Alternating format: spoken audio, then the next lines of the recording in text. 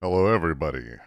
I hope you're all doing well on this lovely, lovely morning, afternoon, whatever it is. It's been a long day for me, and it's going to be a long day in general. If you're an American, I don't know if you've been seeing, but Trump's doing a lot of stuff.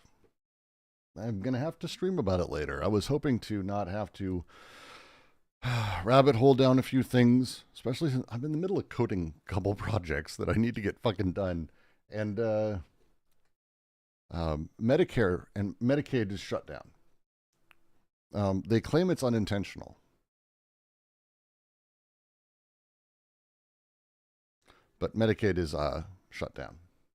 So 72 million Americans don't have access to health care, nor the ability for people to know that they should. So right now, with how many people visit the emergency room, 72 million Americans. It's a huge amount of people.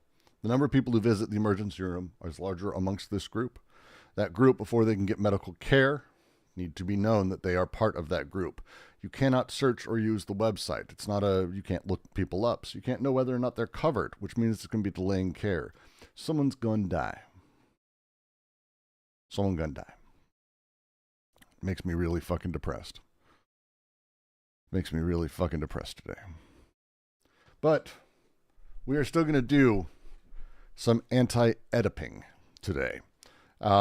Mostly we're going to actually just reread where we were and slowly go back over it. There's a handful of really important parts of this I want to make sure that I'm getting right, but I know I'm not alone in this, and I know that these things are complex, and I know it's a lot for people. So, making our way through, making sure that everyone gets a chance to voice where they have challenges or not. Kind of the goal, generally. Right now, we are here, making our way through 287, bottom of 287.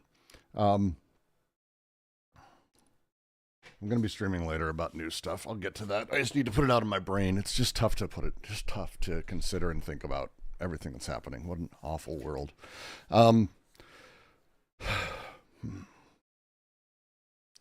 Foundational to Anti-Oedipus, they open with how desiring production works and the machinery of it.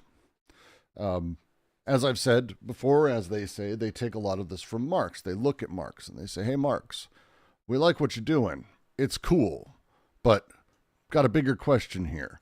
Why did you stop there? Why did you stop at the person, thinking that the person's the smallest bit, that the labor that is produced by a person is the smallest bit or thing that is producing society? They said, what if we got desiring machines? Desire at the basis. With desire, sort of abstractive equivalent to libido, libido as an equivalent to labor, that desiring machines operate at the basic level. And just like how Marx talked about, we have this weird thing where the factory we see as an entire unit. It isn't really. It's a lot of parts moving and people and organisms inside of that. What if desiring machines are actually at the basis of things? What if we have a machinic operant unconscious that is producing and working with desire, that's producing it and creating these flux connections that burst forth and create other connections that produce slowly everything that we experience? What if in this, there's this weird moment where these machinic elements cross over and become a singular organism? And this is our mistake. Our mistake is looking at a person as a single organism, a body itself with organs, right? That operates in the way it does as an organism. It's a single unity, as a Brooks with a soul and a thing, that setup. This is the basis of schizoanalysis that the body without organs brings us to. Body without organs enables an understanding of as Daniel Smith talks about it, the very traditional mechanation world. We have people who sort of look at the mechanical nature of things that are out there, and then they have a sort of gulf between that and what they consider the human soul. The world is mechanical, but we are not. And that gulf, that dichotomy that sort of exists, is at the nature of the sort of nature versus man debate. Like, where does man end? Where does nature begin? The unconscious conscious debate. Where am I making choices? Am I making choices in a mechanistic world or in an organism-based world? This setup, this break. Body without organs gives us this connection that actually creates sort of a single unity amongst all of it, an understanding of how all of it is produced and how all of it becomes something. Where we're at inside of our schizoanalysis reading is on this paragraph that is going over this as a thing. It's going over the process of how these machines become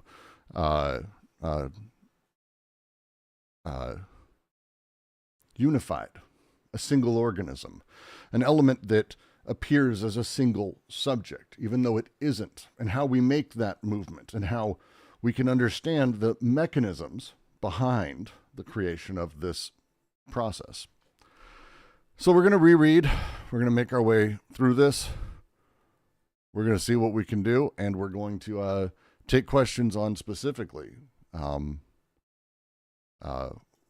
ultimately, I mean, all of this, but we're going to really spend some time trying to figure out exactly how we can move forward with this, and then make our way, hopefully, into another paragraph.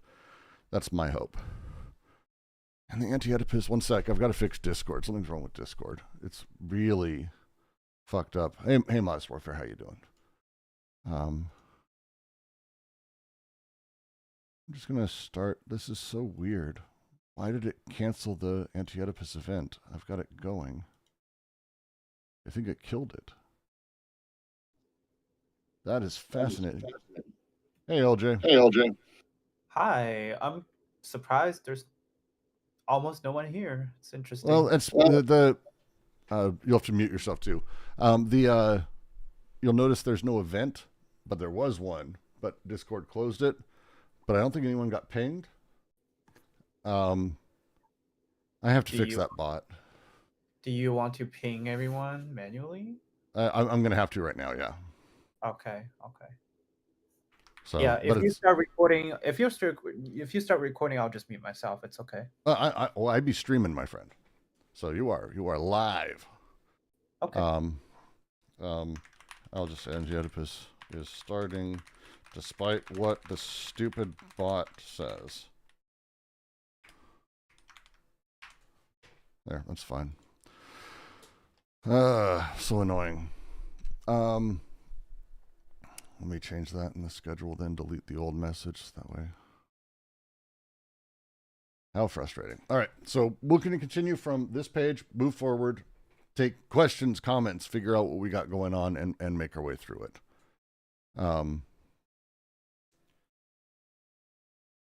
Off we go.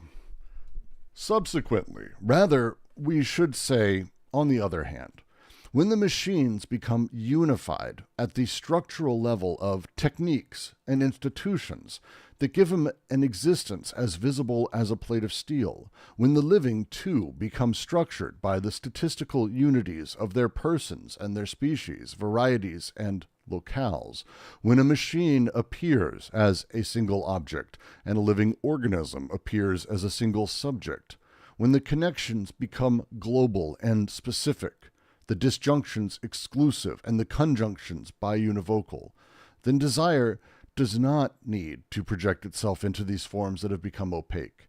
These forms are immediately molar manifestations, statistical determinations of desire and its own machines. They are the same machines. There is no difference in nature. Here, as organic, technical, or social machines, apprehended in their mass phenomenon, to which they become subordinated. There, as desiring machines, apprehended in their submicroscopic singularities, that subordinate the mass phenomena. That is why, from the start, we have rejected the idea that desiring machines belong to the domain of dreams or the imaginary, that they stand in for other machines. There is only, I'm getting feedback from someone. So if I'm hearing you, go ahead and mute yourself for me real quick. Thanks. All right. Um, Stated differently, the molecular desiring machines are in themselves the investment of the large molar machines, or of the configurations that the desiring machines form according to the laws of large numbers, in either or both senses of subordination, in one sense and the other of subordination. Desiring machines in one sense, but organic, technical, or social machines in the other. These are the same machines under determinate conditions.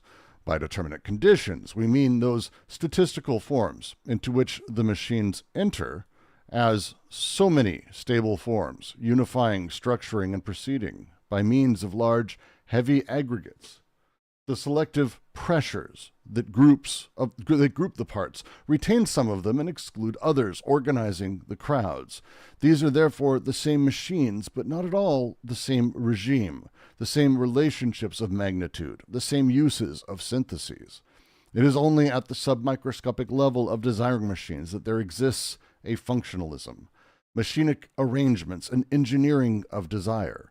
For it is only there that functioning and formation, use and assembly, product and production merge. All molar functionalism is false, since the organic or social machines are not formed in the same way that they function, and the technical machines are not assembled in the same way they are used, but imply precisely the specific conditions that separate their own production from their distinct product. Only what is not produced in the same way it functions has meaning, also a purpose and intention. The desiring machines, on the contrary, represent nothing, signify nothing, mean nothing, and are exactly what one makes of them, what is made with them, what they make with themselves, in themselves. So, as I was saying, they've from the beginning, they've been talking about this sort of play that they've got around the molar molecular, the nature of these two regimes. One is the things at large, and everything is desiring machines at large. It's the connections of desire and the eventual nature of that at large. At large, meaning at large, the large law of large numbers, at large, what happens when you're in large groupings. The example they give, I like in the second little part of this paragraph, is the way that groups and in crowds sort of build their own sort of like sectioning off. It's that meme of the guy standing off to the side of the party. They don't know that I'm blank. But that thing that happens inside of parties as people, large groups, huge crowds, stadiums of them, still aren't perfectly homogeneous. They move in different ways. Different groupings of them come together in different ways. This setup is still the crowd. And within that are the smaller parts of that. This is the upper regime. This is the social machines at work. But these social machines themselves are simply the determined conditions of desiring machines. Desiring machines working much the same way. What we're seeing and what we talk about at large is the statistical unities of these things. The movement from that machinic connection of desiring machines to the organism, the singular, the totality that we're pulling out of it. And these two things are all desiring machines, as it's talking about. So they open up. When the machines become unified at a structural level of techniques and institutions that give them an existence as visible as a plate of steel, the way that we can talk about the QC, a stream, these things are visible as a plate of steel. They're being very particular here when they talk about this. When the living, too, become structured by statistical unities of their persons, their species, varieties, and locales, cultures, people, how we behave, these things, all of this. When a machine appears as a single object, a living organism appears as a single subject. Machine is single object, and this is the whole, some of the whole in its parts as a concept that they went through in that paragraph, in that section. This is Rie talking about sort of the nature of cybernetics, but your computer is not a thing, right? A CPU isn't even a thing. In fact, there's very few things that are just a thing. They're complex, multifunctional machinery. Even like a pipe is more complex than just a thing. There's stuff going on in how it's built and how it's manufactured and how the materials are stressing against each other. All this, but we see it as a thing, as an element, a single specific thing. This is what they're referring to. You see Brooks, you see a TV, you see a show, you see, pick a thing. This is how existence works for us. We look around, we see complex things, and we simplify them into singular organisms. This is not meant to be like, they're not saying it's a bad thing. They're talking about this is the nature of the aggregate of desiring machines, the aggregate of these things at work. The same way that a single organism is, we see as really one thing, but it's a ton of stuff, a ton of shit, a ton of variant machines at work, and they'll go through kind of the difference. But we see all of these. Then the need is for us to sort of step back and go, wait, is it just one thing, or is it the combination? It's both. And that's the unity that they're looking for. This is the existence they're talking about. And it's different parts of the process of becoming that organism. The phrasing that they have here at the end of that sentence, desire does not need to project itself into these forms that have become opaque. The phrasing is very specific. Desire does not need to project itself into these forms that have become opaque, that have become visible, like the plate of steel. Desire is not filling those. That's not what desire does. Desire is not filling the molar aggregates. It's desiring machines at large. Is this helping at all? I hope it's helping a little bit, because it's a bear of a fucking problem, to say the least. But that's kind of the idea of what they're playing with here. They've got a lot more language around this we're going to be playing with, but that's kind of the basics. Yeah, I think I'll stick with that, and we'll just kind of keep going, and someone can yell at me if they're like, I don't, whatever. I think you suck or whatever. But this is where they're getting at, because when we talk about ourselves as we exist, we're talking about desiring machines. We're talking about the Republican Party. We're talking about politics, talking about America, talking about horrors of war, talking about the military. These are things that we're talking about, but desire isn't operant in them. Not in that way. There's no functionalism in those things. These are the end product. These are the last bits. These forms, as they say, these forms are immediately molar manifestations, statistical determinations of desire and its own machines.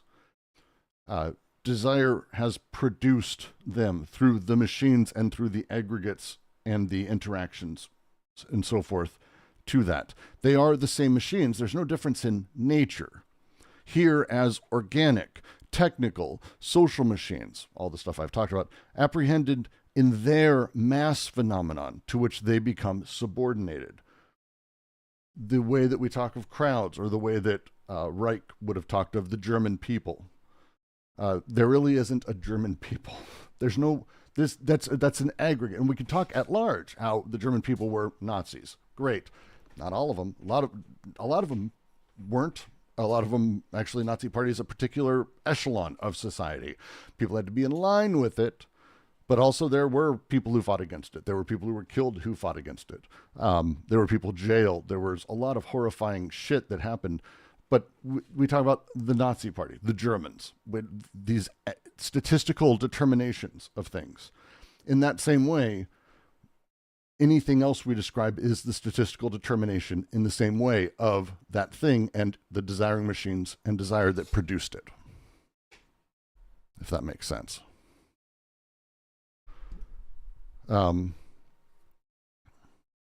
They're as desiring machines, apprehended in their submicroscopic singularities that subordinate the mass phenomena. There's a phrasing here that I'm going to be probably personally having issues with. When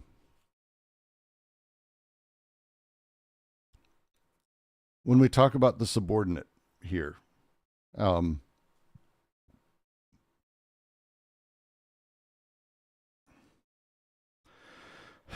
Let's reread it. They are the same machines here as organic, technical, or social machines, apprehended in their mass phenomenon, molar, to which they become subordinated.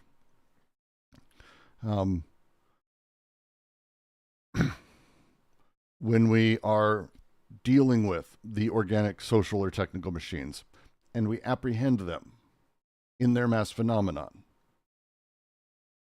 we do it in their microscope, we do it in the place where they become subordinated. They become subordinated to this mass phenomenon. God, I want to pull out the French. I'm not going to do it today. We're going to try to just keep going. The desire is funny like this. And they've talked about subordination between it and the space of representation and the interaction there. Do you remember when we talked about graphism and the spoken word? When they went into this in the despotic, they talked about how there's this weird interplay where, because the spoken word sort of and writing sort of began working together, we could say that writing subordinated the voice. But really what's happening is that the voice actually subordinated writing in sort of an odd double play, where the written word is not just the written word anymore. Even though the written word has now a voice that it has subordinated, the voice actually gives it sort of a godlike master signifier, because there is this eternal voice, this great other who's always speaking. It's not intentional. It's not how we set up writing or any of these things, but this is sort of the weird nature of that double play. Here is where we're seeing that same interaction in a different way. The way that the mass phenomena subordinates desire when, as they say, at the point where they are here as technical, organic, or social machines apprehended in their mass phenomenon, to which they become subordinated. Those things become subordinated in their mass phenomena. When we speak of the factory, all of the elements that are within that are necessarily subordinated to the privileged position we give the factory as the totality, even if the factory doesn't adequately describe anything that's happening in there, and it actually doesn't give rise to the fact that it's not even a factory, that it's organized in that way, perhaps. Organized being particular wording. That thing changes. And then the opposite of that is we say there as desiring machines, there as desiring machines, the molecular, there as desiring machines apprehended in their submicroscopic singularities that subordinate mass phenomena. I'm really trying not to make this a phenomenologist-like moment, but they're really touching close to this. Because when we're talking about the apprehension of the things in their molar aggregates, by doing so, we've subordinated desiring production. When we apprehend things in their molecularity, we actually subordinate the molar. This is what they're saying, to which they become subordinated there as desiring machines apprehended in submicroscopic similarities that subordinate the mass phenomena. This is not a thing where one rules the other, controls the other. That's not the thing. In the molecular regime, desiring machines necessarily subordinate the molar. The molar is subordinate to them, I should say. It's created by and they have the privileged position, more or less. But when we apprehend them here in the molar, we're doing the opposite. If that makes sense. I'm hoping that makes sense. That is why from the start we've rejected the idea that desiring machines belong to the domain of dreams or the imaginary, and that they stand in for other machines. This is sort of a traditional take on general psychoanalytic thought. People spend a lot of their time talking about how does the unconscious work. Well, for Lacan, for Freud, and for others, we have a lot of symbols that sort of dance around and stand in for other things. Oh yes, you're dreaming. You had a dream about falling off of a building. The building symbolizes instability or stability, depending on how you look at it, but you falling off of it means you feel unstable. The stepping in for other things, that they are that they're that other thing. Oh, you're having trouble with your boss. means your father and you don't get along. Oh, you had a dream where a dog bit you on the face. Well, that symbolizes the worry of the natural world. That this is such general, like I'm making shitty versions of it to make a point, but that's the thing that traditional psychoanalysis does, and you'll see this today. I would say across the board. This isn't really only in a psychoanalyst chair, but you'll see in memes, you see this on Twitter, you see this on people standing in for and talking about, oh, you must have this in your brain and you're making the mistake. You're foolish. You're doing this, blah, blah, blah, whatever it is. It's everywhere now. Psychoanalytic thought sort of bled through everything in our society. And this thing that we do, it's not stand-ins. That's what they really want to get away from. It's not that they're a stand-in.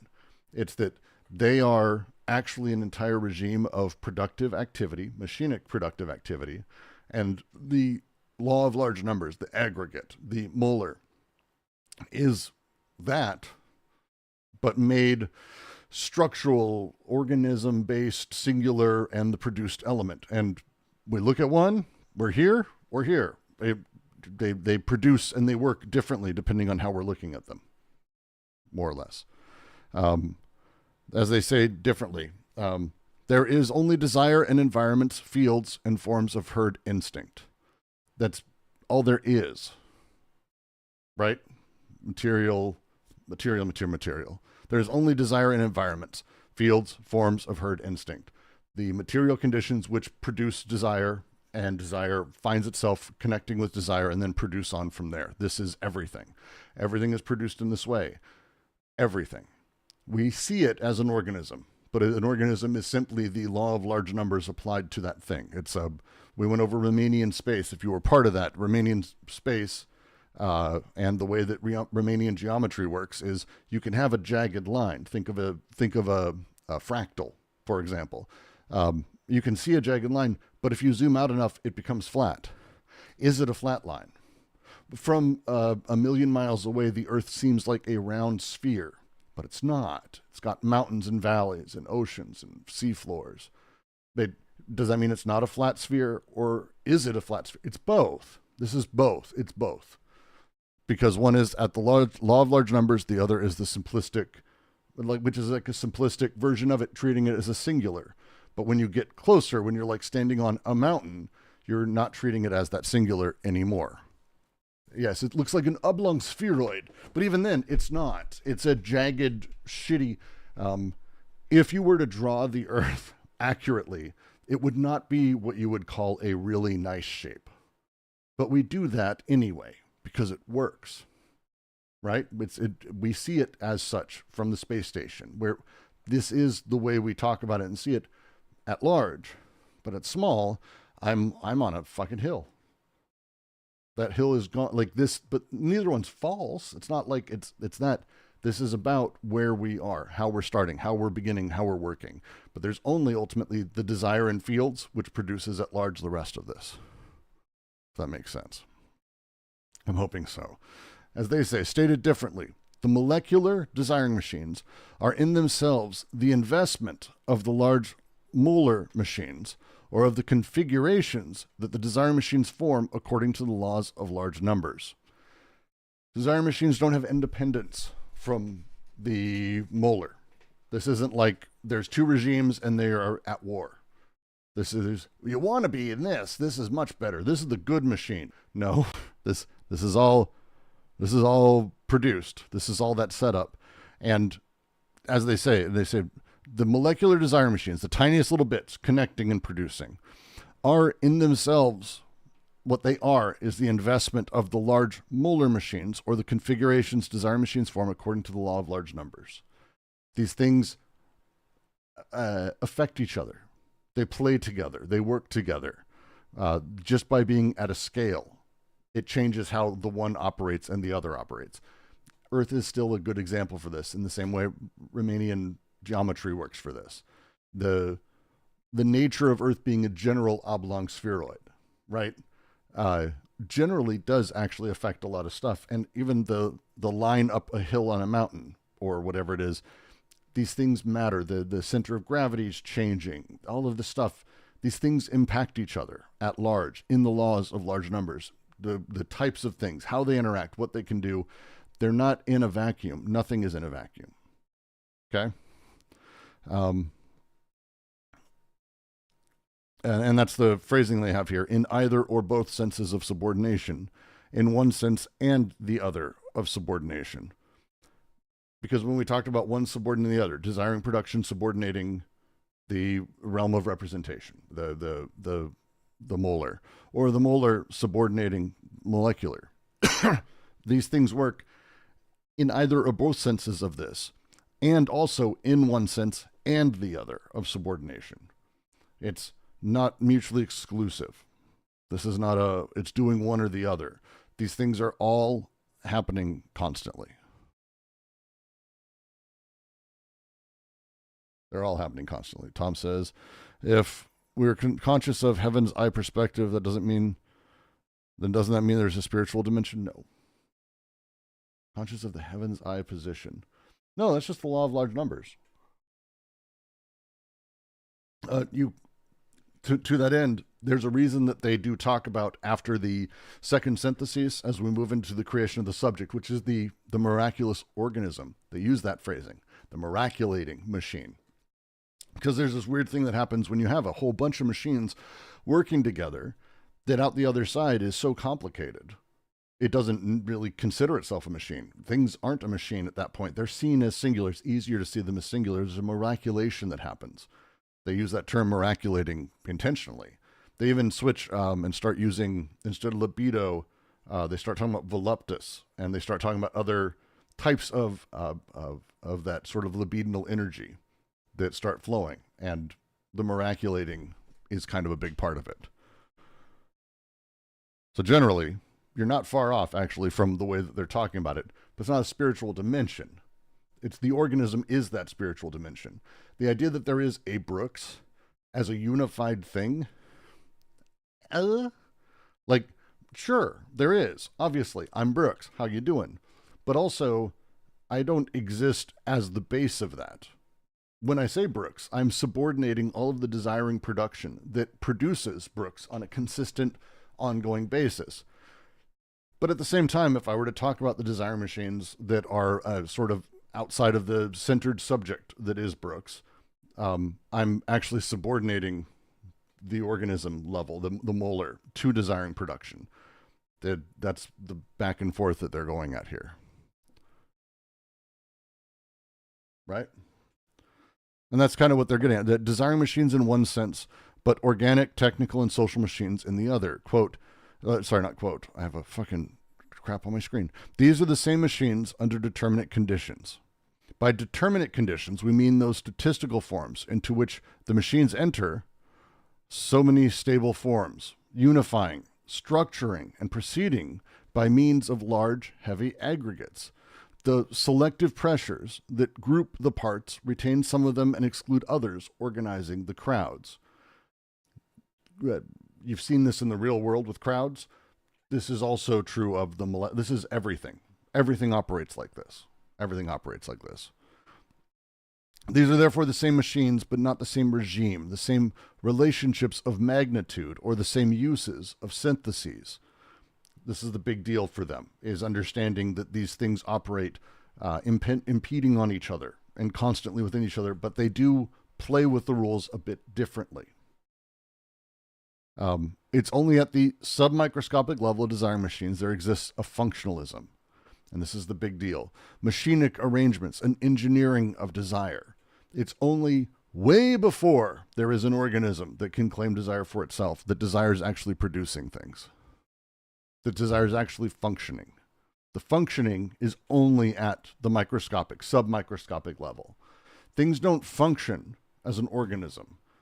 That's not the setup that organisms are. Organisms don't really function. One, we wouldn't talk about it this way. It sounds weird. But it's also important when we talk about like the functioning, you tend to talk about the parts.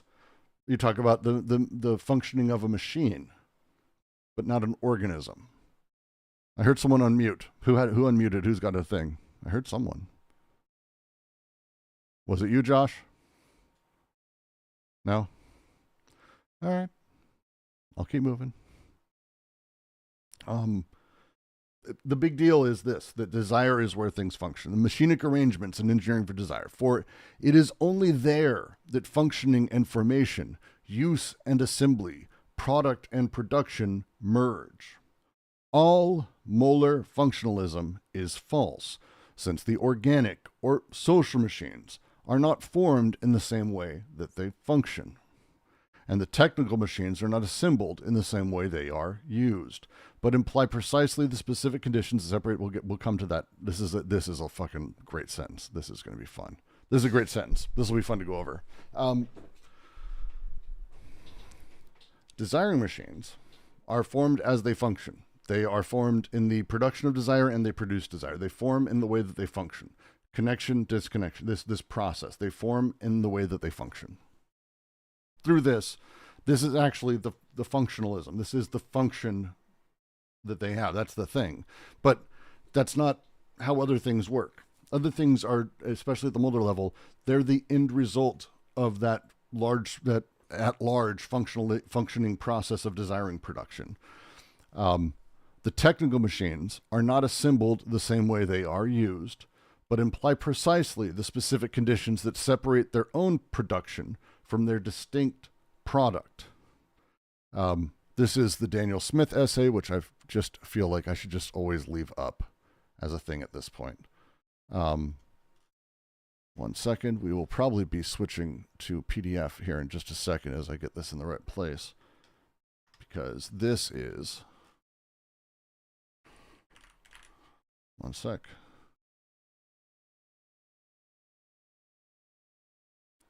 This is the Daniel Smith essay. We're going to do Daniel Smith a little bit. I hope you guys are up for that a little bit.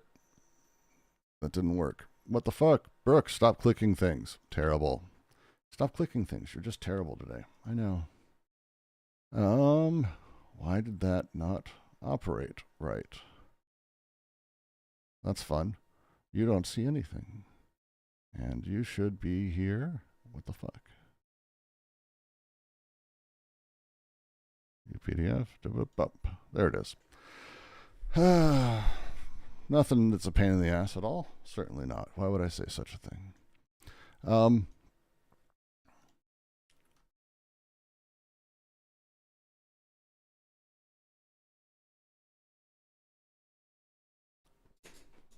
We're going to read this straight through and have this conversation around this paragraph within Daniel Smith's essay, which I've linked in a handful of times. I'll redrop it in a minute, but this is his essay on the body without organs, which is a fucking great essay, by the way, that clearly like stands on the shoulders of great giants because he's got a lot of other analysis from other people in there, but it's really well formed in this particular way. The answer to these questions, don't worry about it, lie with certain basic features of Deleuze's ontology. It is certainly the case that most machines are produced with a certain purpose in mind. When put to work, will carry out that purpose in a predictable manner. There is an aspect of dead repetition of the same within the productive activity of the machine. But what is not predictable in advance are the capacities that a machine has, which only emerge once it enters into combination with other machines. One can enumerate all of the material features of a certain machine. One can perfectly describe how it works in mechanical terms, but this will never result in an exhaustive account of all the possible ways its operation would be changed if it were put into different contexts, or combined with other machines. Capacities do not only depend on the form or structure of a machine, as Deleuze and Guattari ask at the beginning of Anti-Oedipus. Can we possibly guess, for instance, what a knife rest is used for, if all we are given is a geometrical description of it? Knife rest is the little tiny metal block that you put the knife on so it doesn't lay on the table. No, you wouldn't fucking know. How would you fucking know it's a knife rest? But also on the capacities of other machines it could potentially enter into relations with it, like a knife. As an example, this is a good rest for a knife. It's also a good rest for like a spoon or a spatula. By the way, like it's a rest. It's also a good doorstop, depending on the material it's made of. wonder what machine it's connect. The things it does, it may be designed for a particular purpose, but placed into actual interactions with other machines, we find other uses, other things, other bits, other blah, blah.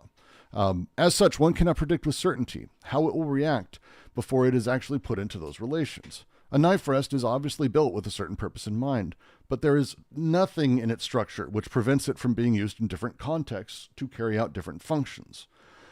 One could perfectly understand what the knife rest is in terms of its properties, but this does not at all exhaust what it can do. As they say, following Spinoza, we know nothing about a body until we know what it can do. In other words, what its affects are, how they can or cannot enter into composition with other affects or the affects of another body. When we start talking about the function of machines and desiring machines, when we talk about what they can or cannot do or what they produce, the functionalism, they're talking about it here. This is Dana Smith. They're talking about it in terms of desiring machines. There is no molar functionalism. All functionalism, as they say in the original bit, all molar functionalism is false, since the organic or social machines are not formed in the same way that they function.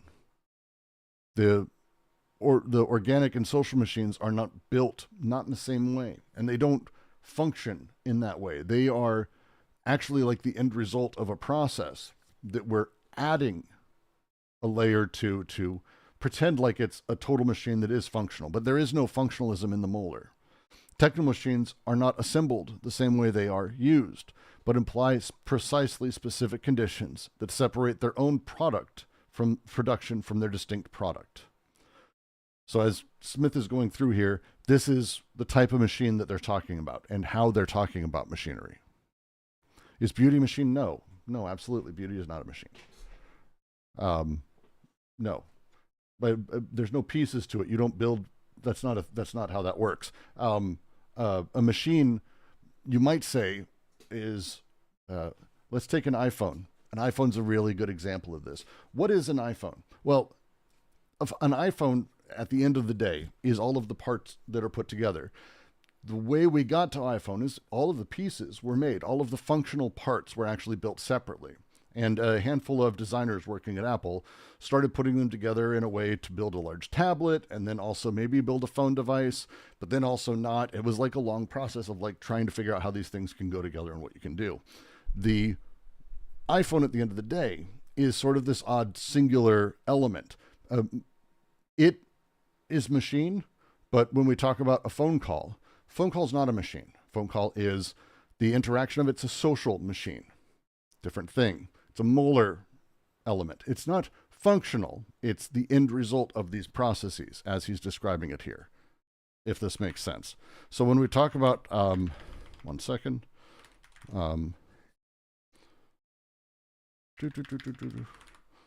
want to make sure I've got. I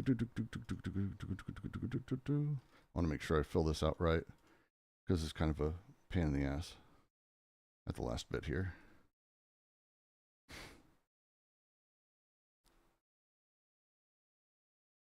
So to summarize, we're just going to go kind of the end paragraph because it brings up the knife thing again.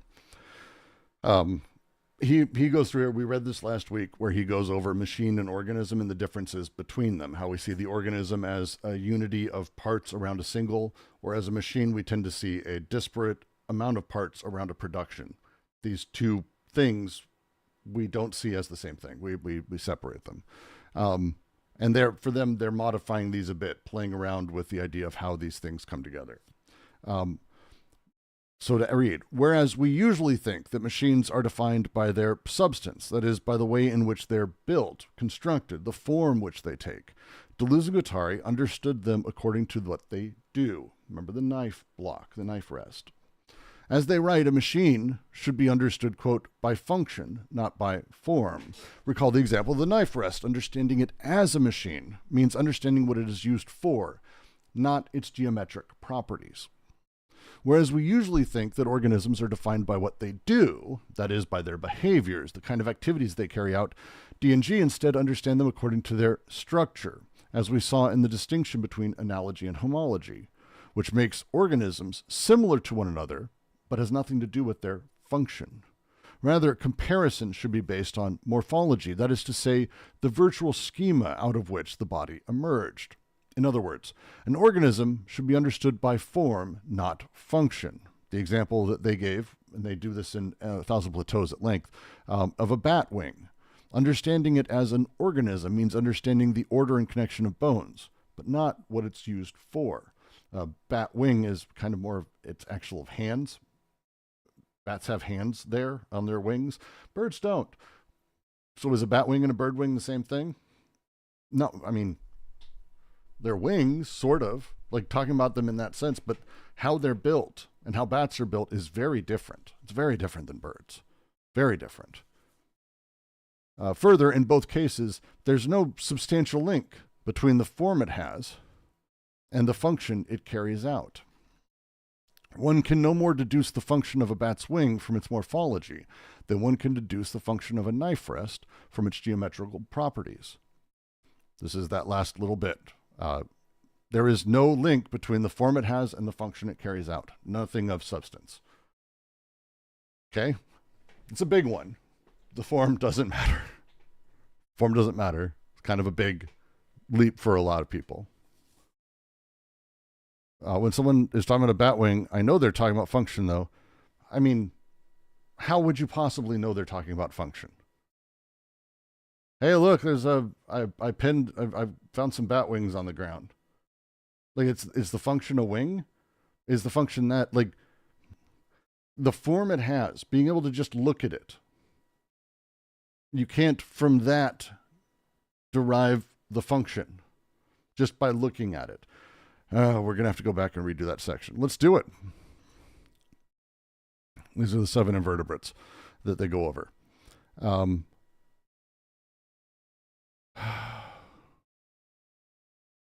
Let's do it. It's worthwhile. We're going to go over it. Don't worry, Tom. Don't worry, Tom. We're going over it. Because this is a question about evolutionary theory. It's a sort of interesting idea. Let's follow this.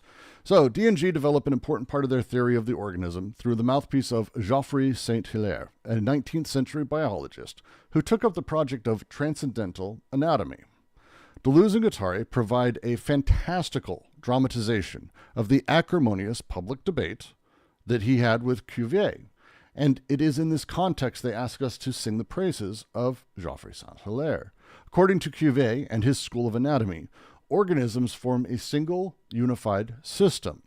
Each of the parts is in reciprocal relation with all the other parts, and all are governed by pre-existing laws which ensure they are composed in a harmonious, well-ordered unity.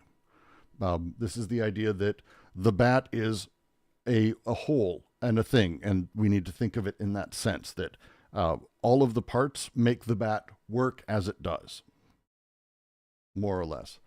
This presumption of a pre-existing harmony of the organism as a whole led Cuvier to the hypothesis that, quote, the nature and distribution of the parts of the organism can be discovered simply by reasoning from their place in the functional unity of the organism. We look at this is, and it's probably good we're going over this. So Tom, follow it. Follow this logic. Just stop typing. Follow the logic. Follow where we're going. You can look at the wholeness of the whole organism of the bat, right? And from that, you actually can go, well, this is what this is for. This is what this is for, because overall, the bat does these things. It needs these organs to do those things. And here's the function of all of these parts. From that hypothesis, Cuvier boasted that given even a small bone, he'd be able to reconstruct the anatomy of an entire animal. Because this logic, the bat needs these things, goes both ways. Oh, the bat wing looks like this. Therefore, the rest of the animal reciprocally has to work in tandem with that. This goes both ways. We think of it often from sort of a center out, but center out just means that we're the same logic applies outside in. Necessarily, when you have this unity idea, this idea that the unity enables what that thing is. This meant then that in his school of comparative anatomy, one would compare organs across species using the principle of analogy, which makes comparisons on the basis of shared functions. For example, the legs of a crab are analogous to the legs of a horse. We'll come back to that. Joffre, by contrast, did not assume any pre-existing harmony of the organism, rejected all explanations based on function. Rather than seeing analogies between organs of different species, he saw homologies, which compare them in morphological terms, or more specifically, how they came to have the forms that they do. Yeah, I know this is very, it's not, I'm not saying that's the good side, that's the point, Tom. Follow me, join the journey, goddamn. An analogy is a part or organ in one animal which has the same function as another part or organ in a different animal, whereas a homology is the same organ in different animals under a variety of form and function. The leg of the crab is thus not homologous to that of a horse, because it was formed in a completely different way, according to a different set of processes. A human arm and a bat's wing, however, are homologous, even though their functions could not be more different. Bat's wing, for flying, functions, but it is actually, especially as it formed in evolution, it is the extension of the arm. Flying squirrels, very similar. It's an extension of the arm and kind of the skin and these things. This is high school biology shit at this point. It wasn't 50 years ago. Like, to be fair, the book we're reading was written 50 years ago. But this is high school biology stuff, because we now understand that the nature of things is not so much that there's the unity of the organism, and from there we derive the use of the parts, or from the use of the parts we can derive the rest of the organism. Some people still believe this. There's actually weird conversations here. The version we're going with is the Susan Oyama Evolution's Eye. Great book, worth reading, on sort of the nature of evolution. But it's the homologous is the point. But this is what we can now see, following on from D&G's concept of the machine, why they would prefer the principle of homology to that of analogy. An analogy between different organs presupposes that each organ has a single purpose, given in advance. Homology, by contrast, does not presuppose any pre-existing purpose, allows organs to have an unlimited variety of functions. That's the big deal. That's the shift when we're talking about it. When we talk about an organ, what a person does, what a person's capable of, they're analogous. Analogous basically creates an incredible amount of limits on things, incredible amounts of limits. It's saying, oh, it does these things, therefore it's the same. The legs kind of underneath it's the same shit as a horse. So the legs of a crab and the legs of a horse, the legs of a grasshopper.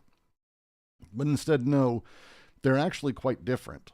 And how they came about and how they were built and under what conditions and what purpose they serve, all of these things, they come about in unique ways, and it's worth looking at it from that perspective. Again, much more common today to understand this is what evolution meant. But you'd be terrified the number of people who don't agree with you on this, I think. Generally speaking, it's just horrifying.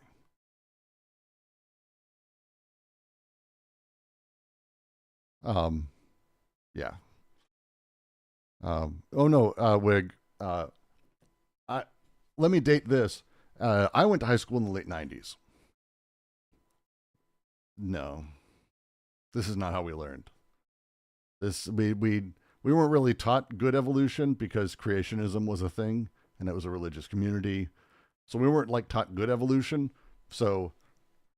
But we certainly weren't taught the nature of sort of, hey, how things are formed, how these things grow and how they sort of build. We tend to find towards the same functions. We're allowed to find homologous sort of examples of the bat's wing, arm, and ours, not how we were taught.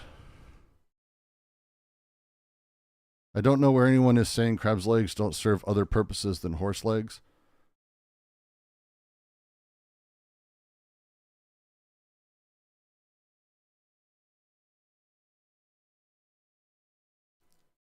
I'm not a grandpa yet. My daughter's 2, my son's 7. Not quite yet, but I'm getting there. I feel like it every single day. Thanks, LJ. Tom Vardakis, I don't know where anyone is saying crab's legs don't serve other purposes than horse legs. That's where you guys are failing. You're making strawman arguments.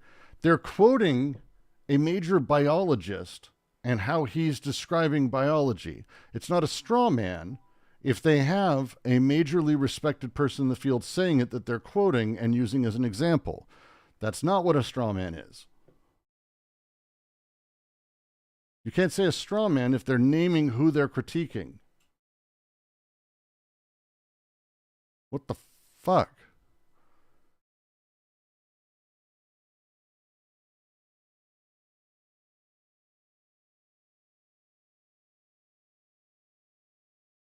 And I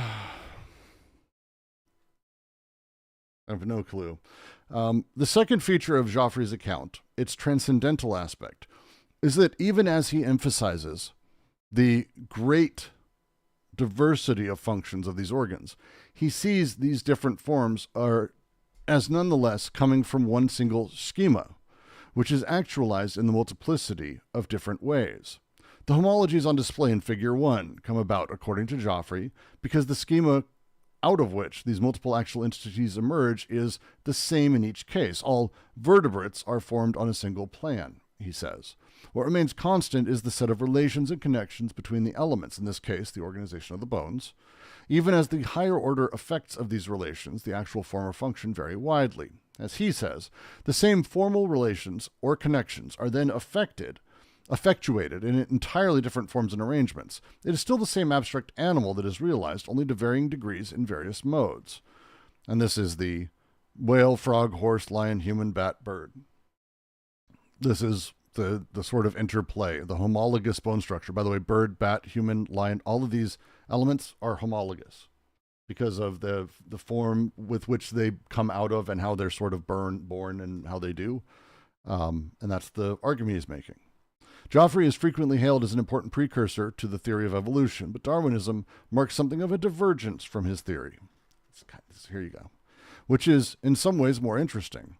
Whereas an explanation of similarities, according to the concept of a common ancestor, would explain the composition of any given animal on the basis of a similarity between itself and the foundation or origin of which it arose. For Joffre, there is no resemblance between this abstract animal, which is not an actual animal but a virtual planar schema which describes the order connection of its bones, and the concrete animals that it effectuates. Let's re-say this, because there's a lot said in here. Because this is going to be a big deal as we move forward.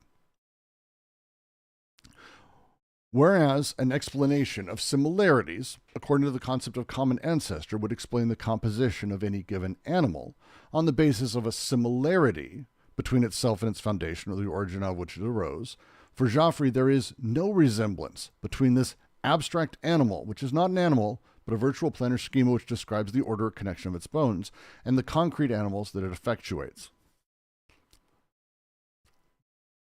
Big deal and big difference. Instead of thinking through, oh, it all came from this thing, and so therefore this common ancestor that necessarily contained the schema. This is actually pretty much, I want to say this is much more of a common view of evolution than anything. The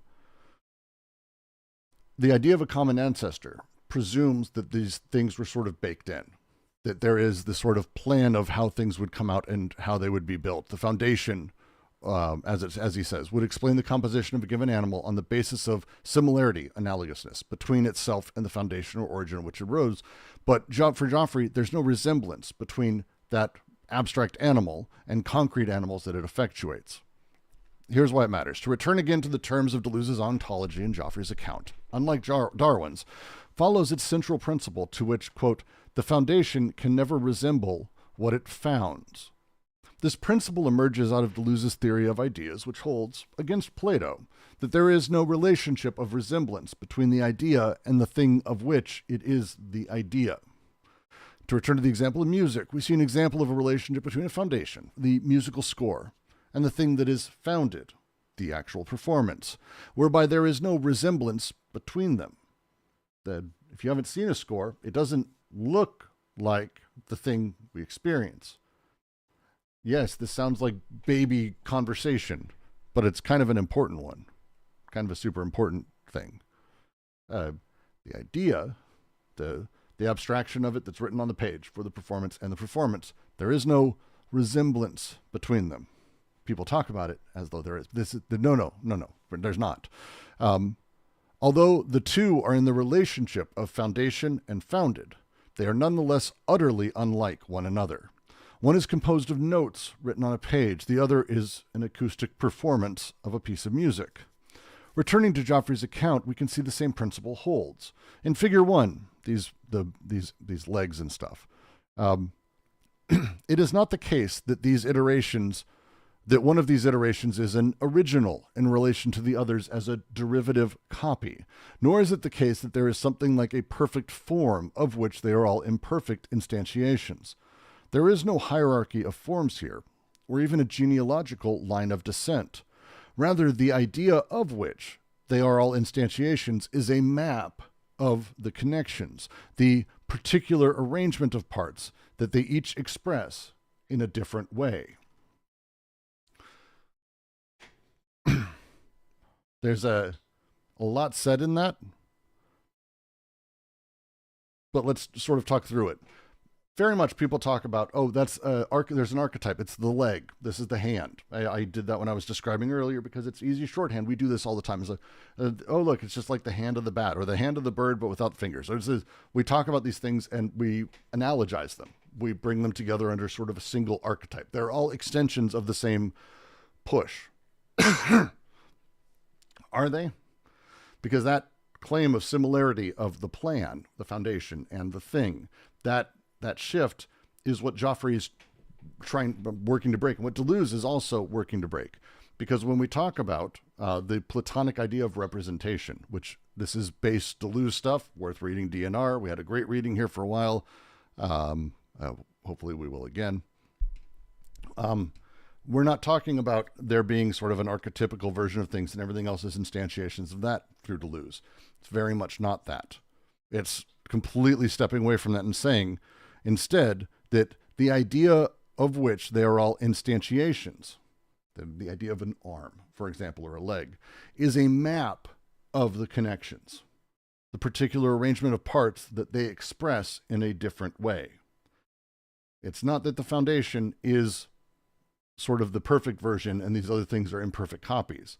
It's that one we're talking about, it's the leg. These are all kind of like I'm describing the mapping that these things are instantiating in the same way that notes on a page are then basically turned into an orchestral piece that you listen to.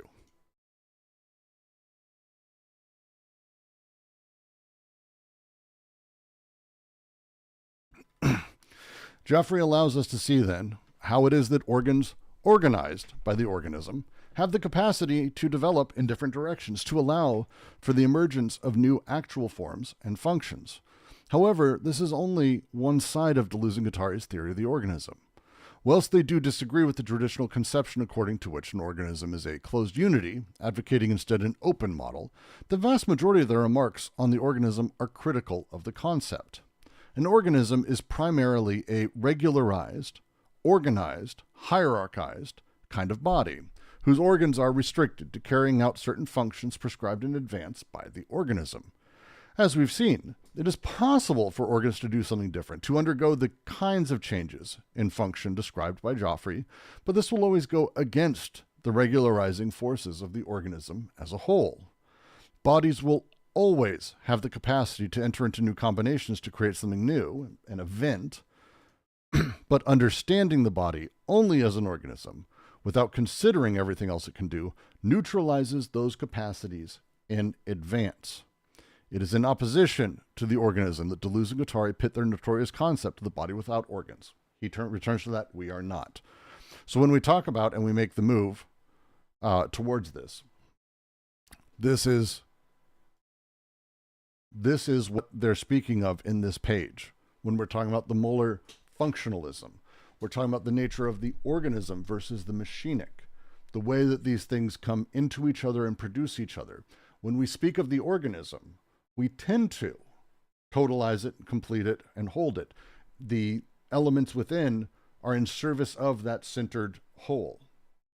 Brooks has all of his organs doing things to make Brooks Brooks. This eliminates the ability for any of these elements to be seen differently. Very, very simple version of this is with children as they grow. Left-handed or right-handed people, as an example, a child who may have early on limited motor skills, fine motor. Maybe they're gregariously good at large-scale motor skills. My son's a great example of this. Really, really bad fine motor skills early on. My daughter's super good at that, bad at the big motor skills. Very normal for kids to have one or the other. But this reinforces itself because these are just the parts of my kids figuring out how their bodies work, but the machines within them working, but then totalizing them and saying, oh, they're good at this or they're bad at that. I am good at this. I am bad at this. I cannot do. The totalizing of the organism, limiting in the future what those organs can then be used for. Lack of fine motor skill. Oh, I can't draw. I don't have that. I am not that organism, despite absolutely having all of the parts that are able to do it. The organism determines the machinery underneath. It sort of sets that up. This is what they're talking about here. The molar functionalism. The molar doesn't do anything. Molar functionalism is false. The organic and social machines are not formed in the same way they function. The technical machines not assembled in the same way they're used, but imply precisely the specific conditions that separate their own production from their distinct product. Only what is not produced in the same way it functions has meaning, and also purpose and intention, the event. The desiring machines, on the contrary, represent nothing, signify nothing, mean nothing, and are exactly what one makes of them, what is made with them, and what they make in themselves.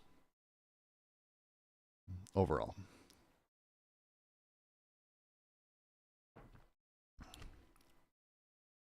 Bateson talks about analogy and homology and steps to an ecology of mind. Yeah, actually, he does. I need to pick that up again. Evolution as rhizomatic versus arborescent. Yes, the evolutionary tree, the tree of life, as being a thing, there's a lot of discussion around veracity of that. It's a good rubric, and if that's all you use it for, great. But it's determined. It's determining. And then there's a lot of problems with it when we start getting to how certain things evolve into certain elements and how they go together. We start losing a lot of that. Oop, stream got a little fucky. No, not on my side. Weird.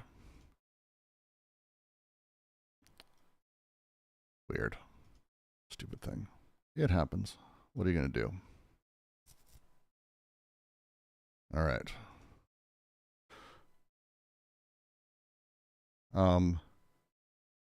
That's this paragraph. And I'd like to move to the next one. I actually think we can move to another paragraph, which is nice. It's good.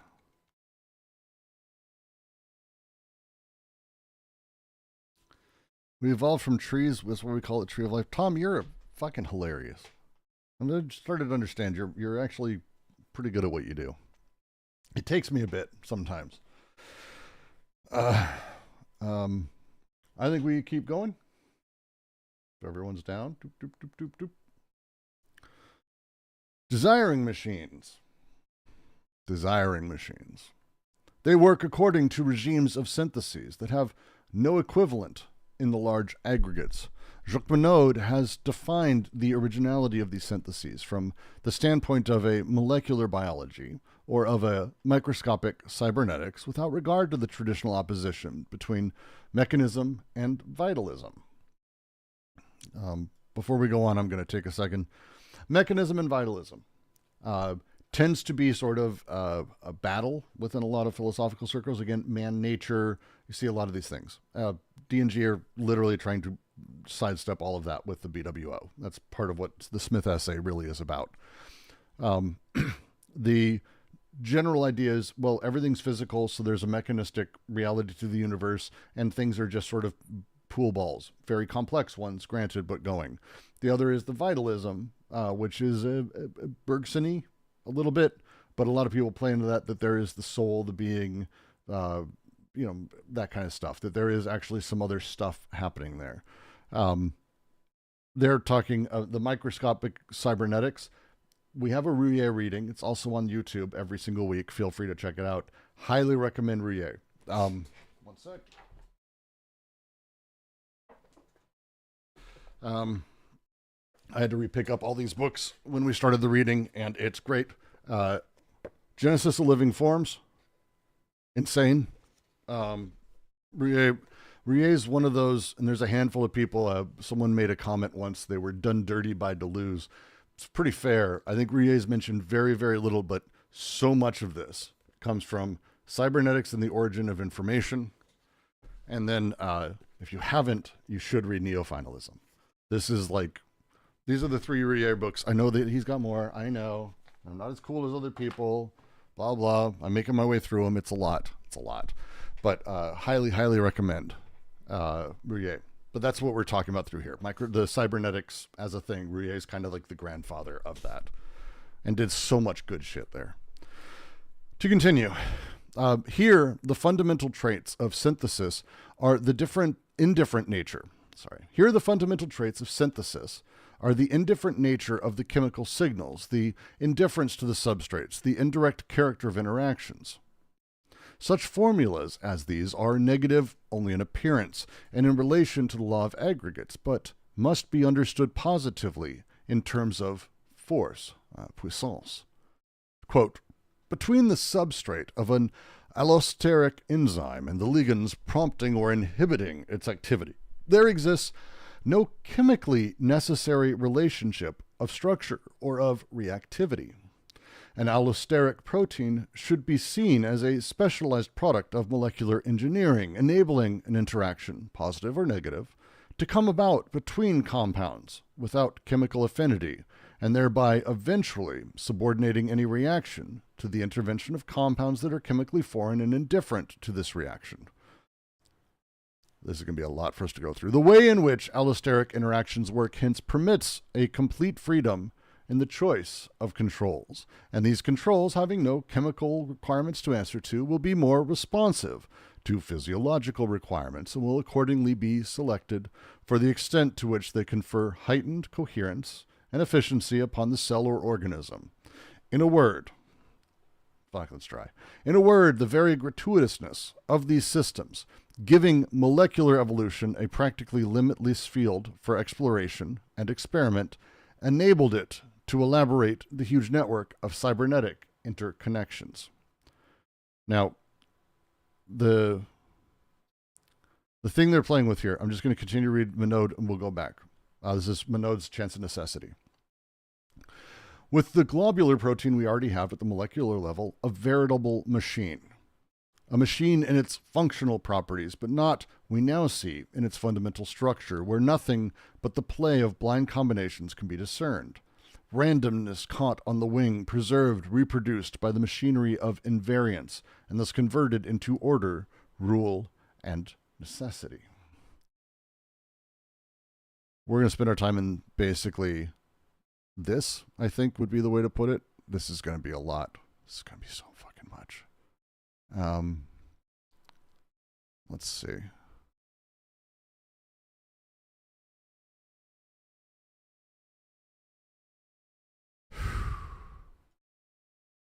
All right. One sec. I had a paper on this I'm trying to find. This might be a moment.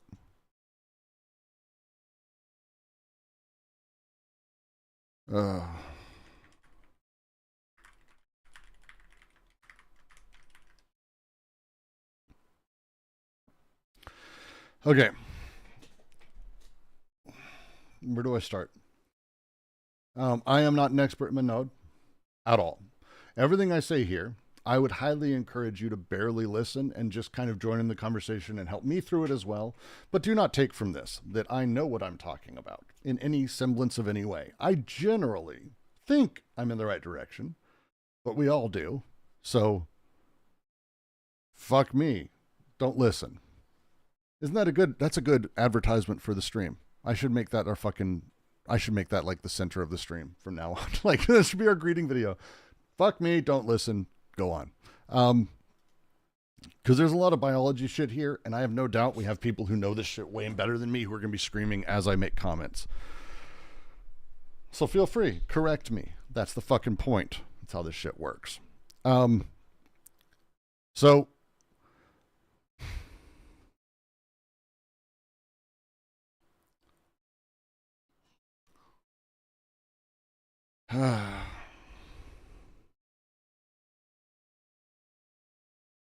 where do I start? Yeah, stream disclaimer, don't listen to me. But correct me. Ideally, correct me, because I'm going to be saying things mostly provocatively, trying to get answers out of this. Desire machines work according to regimes of syntheses that have no equivalent in the large aggregates.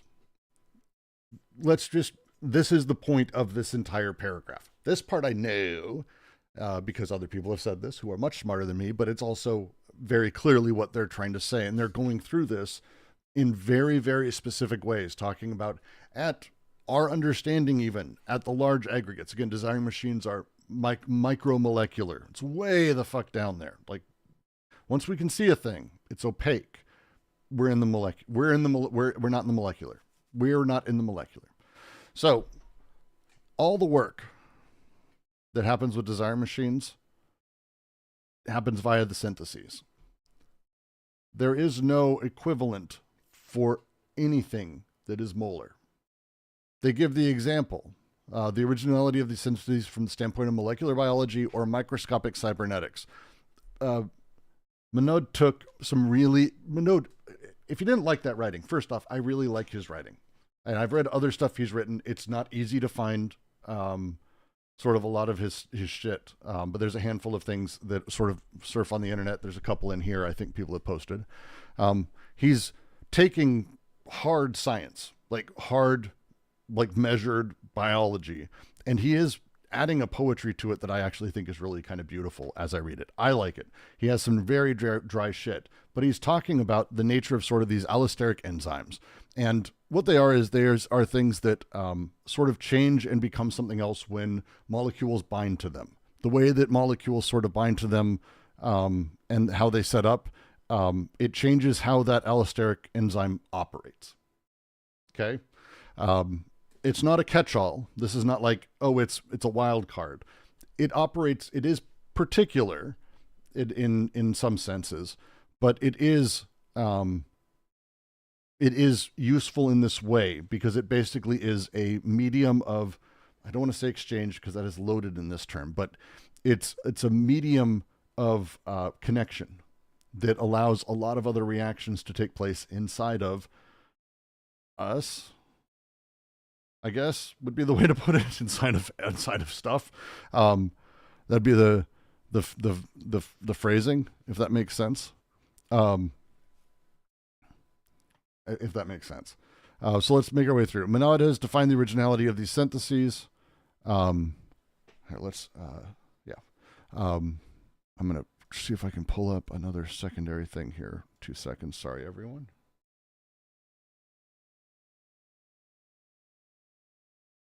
Because it's the Monod thing is a lot. There's a lot here.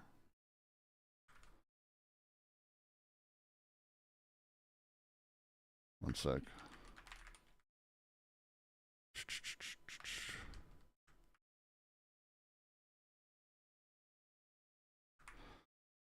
Ugh.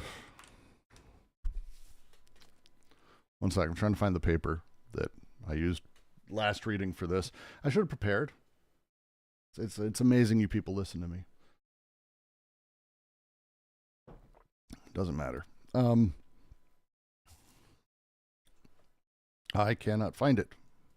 That search is taking too long, Windows. Terrible. We'll make our way through. Monod's going through here. The way that the allosteric enzyme, as I said, sort of operates is it has, I don't want to say neutral chemical signals. That is not its thing. It's not neutral. It is an active connection that is happening and sort of set up. But the way that these molecular elements connect is sort of open-ended. It kind of can do a lot. It doesn't require specific chemicals. A lot of molecules don't react with other things. They require very specific sort of chemical compounds and makeups to combine and to do shit. I'm not going to give explanations or reasons or examples because I'm fucking stupid, but that thing is they don't go together, or they do. But allosteric enzymes are weird in that they don't really require specific one-to-one setups for them to connect. And so because of that, they're very indifferent. They don't really give a shit about where they're at or what they're doing or what they produce. They just kind of are there to connect. Kind of like design machines as a thing.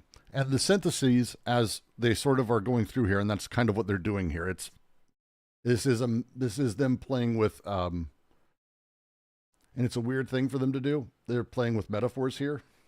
I mean, someone can argue with me, but this feels like an analogy to me. This feels like a metaphor of them showing sort of, as they say, the way that the syntheses work from the standpoint of molecular biology or the microscopic cybernetics, which is Monod's version of sort of what desire machines are. They took a good amount of this from Rie and Monod and a few others. But the idea is that, like, we've got this, like, element is not really about finding where a thing happens or where causation happens or where control happens. These substrates and the way that they're put together, the way that these enzymes work, and how they're talking about it, it's very much not really giving a shit about the larger thing. It just doesn't. Here, the fundamental traits of the synthesis are the indifferent nature of the chemical signals, the indifference to the substrate, and the indirect character of the interactions. Such formulas as these are negative only in appearance and in relation to the laws of aggregates, but must be understood positively in terms of force. It's easy for us to talk about desiring machines, and he's going to do it here with this odd allosteric enzyme. But it's easy for us to talk about it as not giving a shit, as a negative. It ignores us. It's a negative in that way. But it's not really about that. This is about the way that these things come together. It's not about saying they don't have this, they don't do that, but instead the force that is produced consistently through these connections. So the example that he gives as a thing, I'm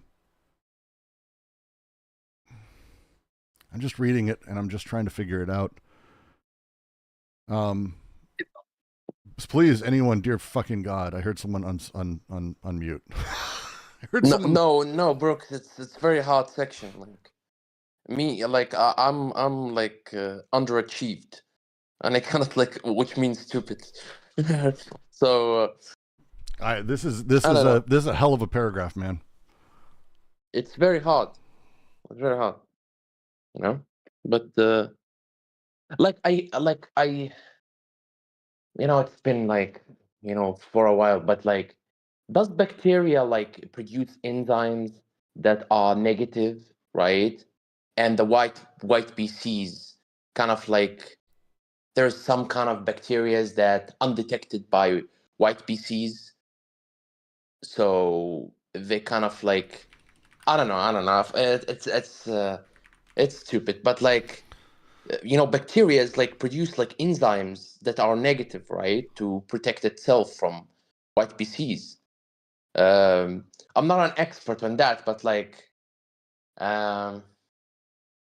but that's my speculation, basically. Well, so you know? so let's try kind of work a little bit backwards from this, because I don't have the medical background or biological background. And so the stuff that I've been able to figure out in the last years of me doing this fucking reading, we kind of come to this, and the way that the allosteric enzyme works is it plays with kind of like metabolism. But metabolism itself is kind of like a totalized thing, but more or less metabolism is like the speed of reactions, right? So like high metabolism is like you have a higher speed of reaction. Slower metabolism is slow, like the metabolic sort of speed is what it's playing with. And again, Google all these things, research me, but this is my understanding. And so what we sort of have in this thing is that these enzymes, well, you have the reactions happening, the metabolic system that's going, that's firing off, that's, you know, whatever, slowly, quickly, these enzymes don't really have a reaction that is the end result, like the final thing. It's what causes speed to go faster or slower for the metabolic process. So you have this really weird sort of back and forth, because the way that things bind to this enzyme changes basically the speed of that process. So more or less, this is as I understand it. So it is a regulative process that we're talking about here, that a lot of stuff can sort of connect and deal with these weird connections of stuff. As he says, the substrate of an allosteric enzyme and the ligands prompting or inhibiting its activity. There exists no chemically necessary relationship of structure or reactivity. There is no, the way that the enzyme sits and then the ligands that are basically there to make its activity faster, slower, whatever, there is actually no direct connection. There is no causative thing that sort of, there's the line. We often look at and it's a thing a lot of science explainer people do, is they show videos of like, look at this cell and how it works. And it's like a machine, like almost like robots walking down a cell or walking down a nerve. And that's not how anything works. It's just a vast, horrifying oversimplification. Instead, there's these weird interactions like this one, the indirect character of the interactions. It says, such formulas as these are negative only in appearance, that there is no connection. We see the negative in appearance, but what's actually happening, as he says, we see only in appearance and in relation to the laws of aggregates, but must be understood positively in terms of force. And this is where he's going into this. An allosteric protein should be seen as a specialized product of molecular engineering, enabling an interaction, positive or negative, to come about between compounds with chemical affinity, and thereby actually subordinating any reaction to the intervention of compounds that are chemically foreign and indifferent to reaction. So let's sort this. This sentence is the one, and sorting this out, it's like, okay, an allosteric protein should be seen as a specialized product of engineering. What it does is it enables an interaction, positive or negative, to come about between compounds without chemical affinity, and thereby subordinating reactions to the intervention of compounds that are chemically foreign and indifferent to the reaction. It's able to bring other things in. The way in which allosteric interactions work permits a complete freedom in the choice of controls, and these controls, having no chemical requirements to answer to, will be more responsive to physiological requirements and will accordingly be selected for the extent to which they confer heightened coherence and efficiency of the cell or organism. In a word, the very gratuitousness of these systems, giving molecular evolution a practically limitless field for exploration and experiment.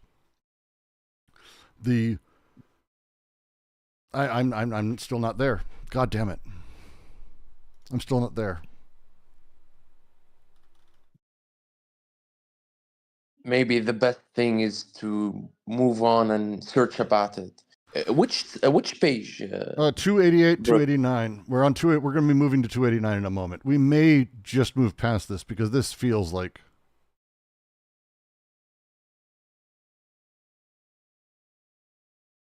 because I think we're going to end up having to come back and we'll do another paragraph, and because we're sort of playing in there.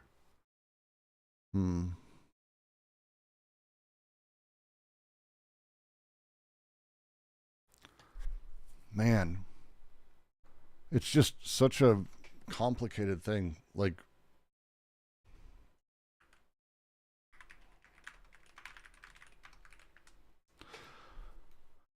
I'm going to pull up Chance of Necessity. I can't. Sorry, I rabbit hole, and it's the way it works.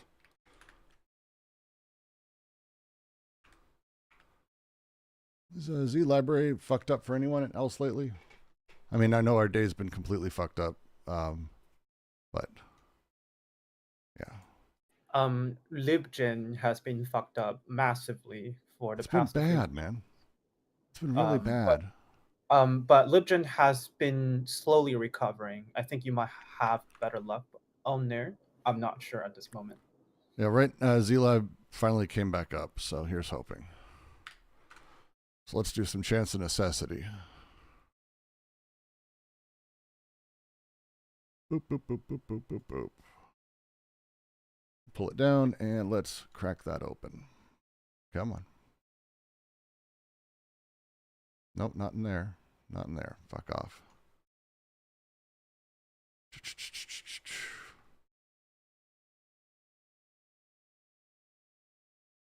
I feel like I need to read the rest of the part around this. So that's what I'm going to be doing. And you guys can join me on that if you'd like. You don't have to necessarily. Clearly, you're free to tell me to fuck off and go away, which is also completely probably a smart move at this point. But we are going to give Chance of Necessity a read. Let me share that properly with the Discord.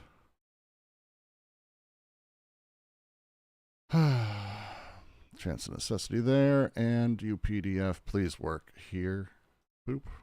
Yep, and then we switch over to... Boom. That didn't work. Why didn't that work? What the fuck?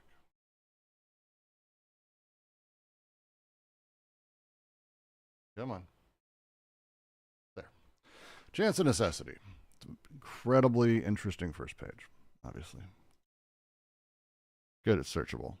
So let's figure out where this was then.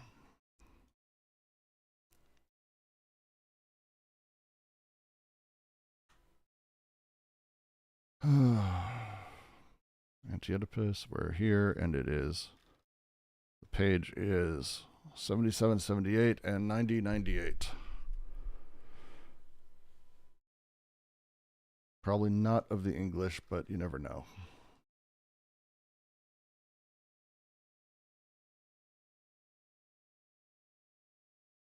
Come on.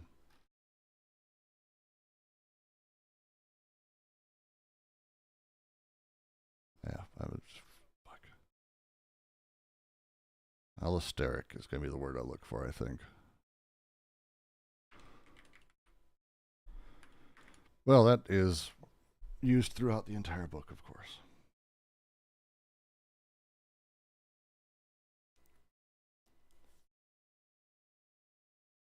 We are going to read about allosteric enzymes today. That's what we're doing. So I'm going to change the stream title. We're going to change it to allosteric enzymes. And we'll see how many people show up after I do that. The answer is very, very few.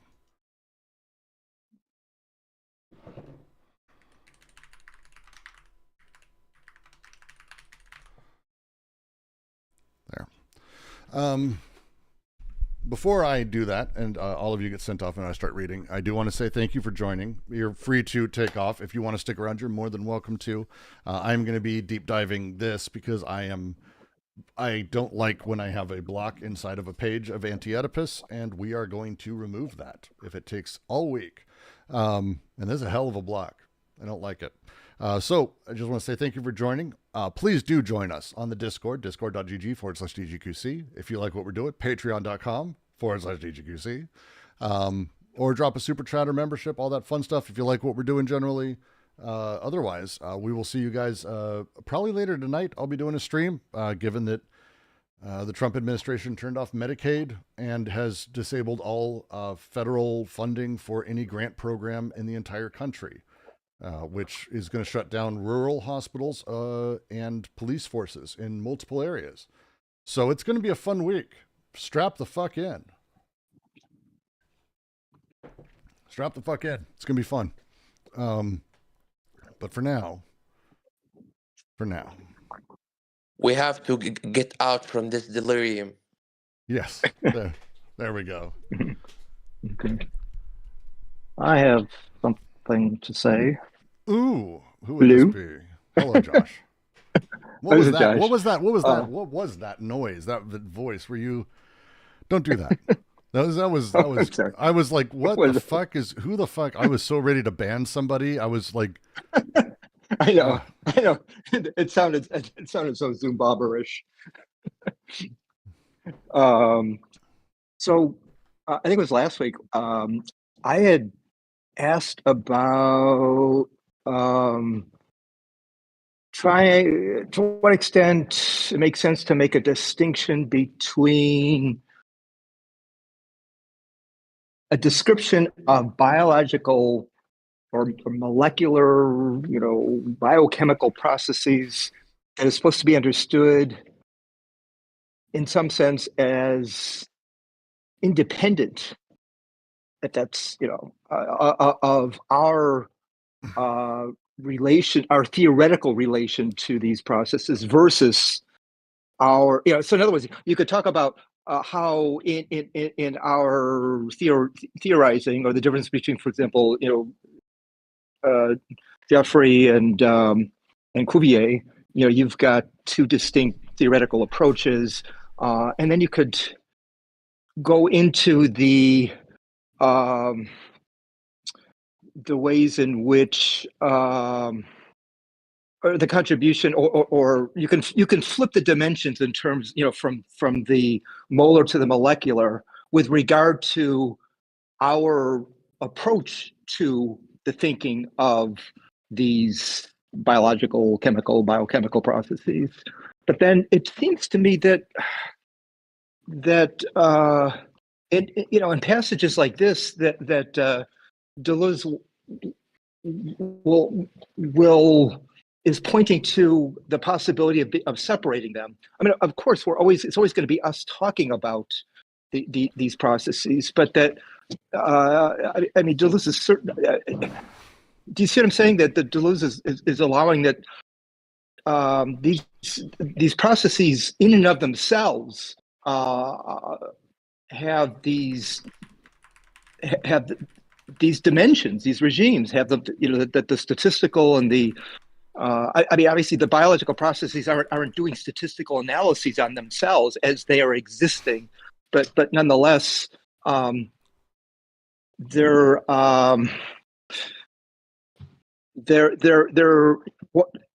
one can make distinctions within the processes themselves between asignifying chains, the molecular asignifying chains, and stratified formal structural features. I'm not disagreeing with that. I want to understand, for me, as they're talking about it in this paragraph, and by the way, this is not the only time they're going to do it. They're going to be mentioning this again. I want to understand and be able to describe not just what an allosteric protein, like this process is, but I want to understand how they're using it and how they're talking about it. That's for me, because I'm with you. They don't do this, and this isn't a thing they've done in the other rest of the shit we've been reading, right? Like, they don't do this. Well, here's an analogy in the biological world. It's like, wait, really? They're kind of doing that right now, and that's that's a unexpected thing, I think I would say, for them. And so when they say things like these syntheses from the standpoint of molecular biology, without regard to traditional opposition, like, here, the fundamental traits of synthesis are the indifferent nature of the chemical signals, the indifference to the substrate, and the indirect character of interactions.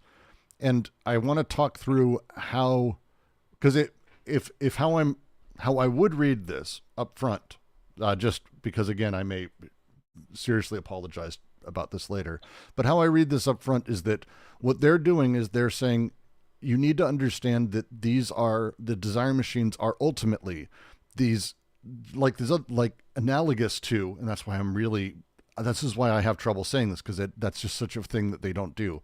But the way that the synthesis operates is wholly indifferent, that the connective is indifferent, that it works and it produces indifferently, and here's how it operates. And an example would be that this allosteric enzyme and how it operates is the same as how within desire and production the syntheses operate, that it's fairly indifferent, it's open-ended, and it enables these connections, and that only through the molar falling back on it do we have these problems. So to say another way, that the allosteric enzyme as a thing is just going to take kind of a lot of stuff that's thrown at it, from what I can tell right now. Ask me again in an hour. But that as we go, because it's part of this large organism, or because we want a certain outcome, or we see a certain outcome, we add a negative to, it doesn't do this, or it isn't doing this, or here's how it doesn't connect in these ways. And it's like, it's not about connection in that really explicit sense. And I think that's what they're getting at, is that explicit cause and effect system of traditional biological reactions versus this one. But I'm going to push us into this reading because I'm, let me just add this. Go for it. Let me just add this, so, as you're recognizing that the terms he's using to describe, the indifference and the indirect connection, all these things, they're familiar to us because he's used these terms in the past, right? So in other words, okay, we know the terms, we think we understand them, and we're trying to apply them to this very arcane, idiosyncratic domain of biochemistry, and that's a challenge. What do we, ignore or leave off or bracket, and what don't we in terms of the relation to familiar descriptions within biochemistry, and I thought I sort of had an understanding of that, which in the sense that that whatever makes its way into the molecular zone or dimension or regime loses all of its characteristics that define it in any formal terms. It loses its characteristics, and all that's left are these sort of, it's almost as if the content doesn't matter, the specific content doesn't matter. What's left once it makes its way into the molecular, is that it just it's almost as if the content becomes a place mark. But then, so if that's the case, and if that even makes any sense, then how does one then relate that back to the specific description here? If the very specific characteristics, qualitative characteristics of these alchemical processes lose all their features at the molecular level, then how does one understand this back and forth between, I think what aspects of them involve the stratified formal molar, and then what aspects of them are, what's left of them. Yeah, and that's why that's exactly why I'm rabbit holing on this paragraph, because it's this section. It comes right before they get into the first and second task of schizoanalysis. So it's kind of important. Like, it's kind of important, right? I guess I think it's so. I'm gonna force us into this, and so we're gonna do this. Let's do it. All right. Well, I'm just starting essentially page 63. We're just going right to where he starts getting into this section, where these come from and how he's talking about it. As we go, if anyone wants to be, and I will be checking on the veracity of things he's claiming here, because again, I'm not big on how a lot of critical theory people necessarily utilize science. I just want to know generally, is this inaccurate or is this more poetry?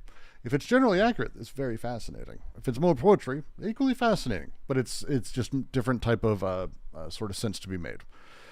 We are still far short of having analyzed in its entirety the system that governs the metabolism, growth, and division of bacteria, the simplest known cells. But thanks to thorough analysis of certain parts of the system, we understand fairly well today the principles it works by. It is these principles we shall be discussing in this chapter. We shall see that the elementary control operations are handled by specialized proteins acting as detectors and transducers of chemical information. At the present time, the best known of these regulatory proteins are so-called allosteric enzymes.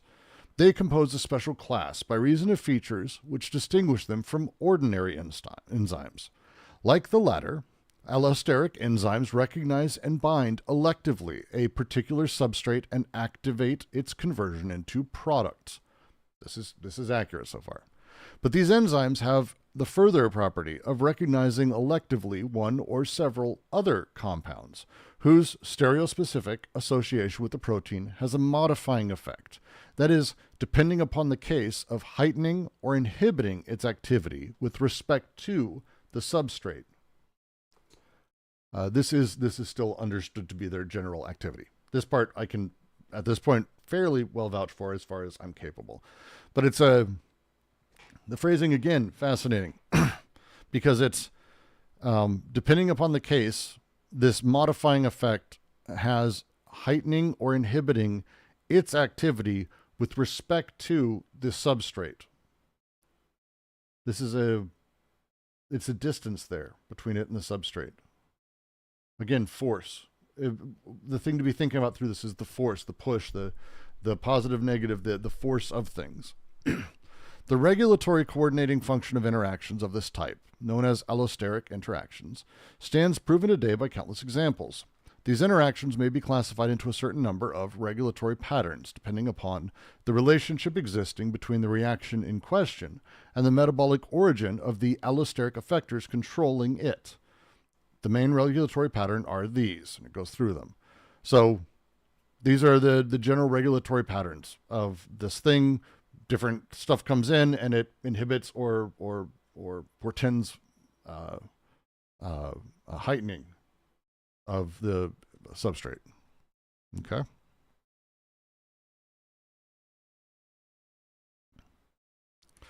First is feedback inhibition. The enzyme which catalyzes the first reaction of a sequence, whose end product is an essential metabolite, a constituent of proteins, nucleic acids, for example, is inhibited by the final product of the sequence. The intracellular concentration of this metabolite therefore governs its own rate of synthesis. We're talking about at the cellular level. Like, this is tiny, tiny shit. This isn't even at bacterial level. This is cellular. So the enzyme that catalyzes the first reaction of a sequence, whose end product is an essential metabolite, is inhibited by the final product of the sequence.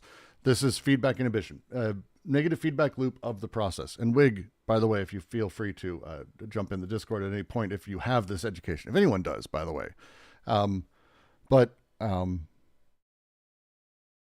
Basically, it's the process of the self-fulfilling, almost a negative feedback loop. It inhibits the feedback. It's feedback inhibition. The end product is this essential metabolite, and it is inhibited by the final production of the sequence. This back and forth thing, more or less. And I feel very stupid right now, but yeah.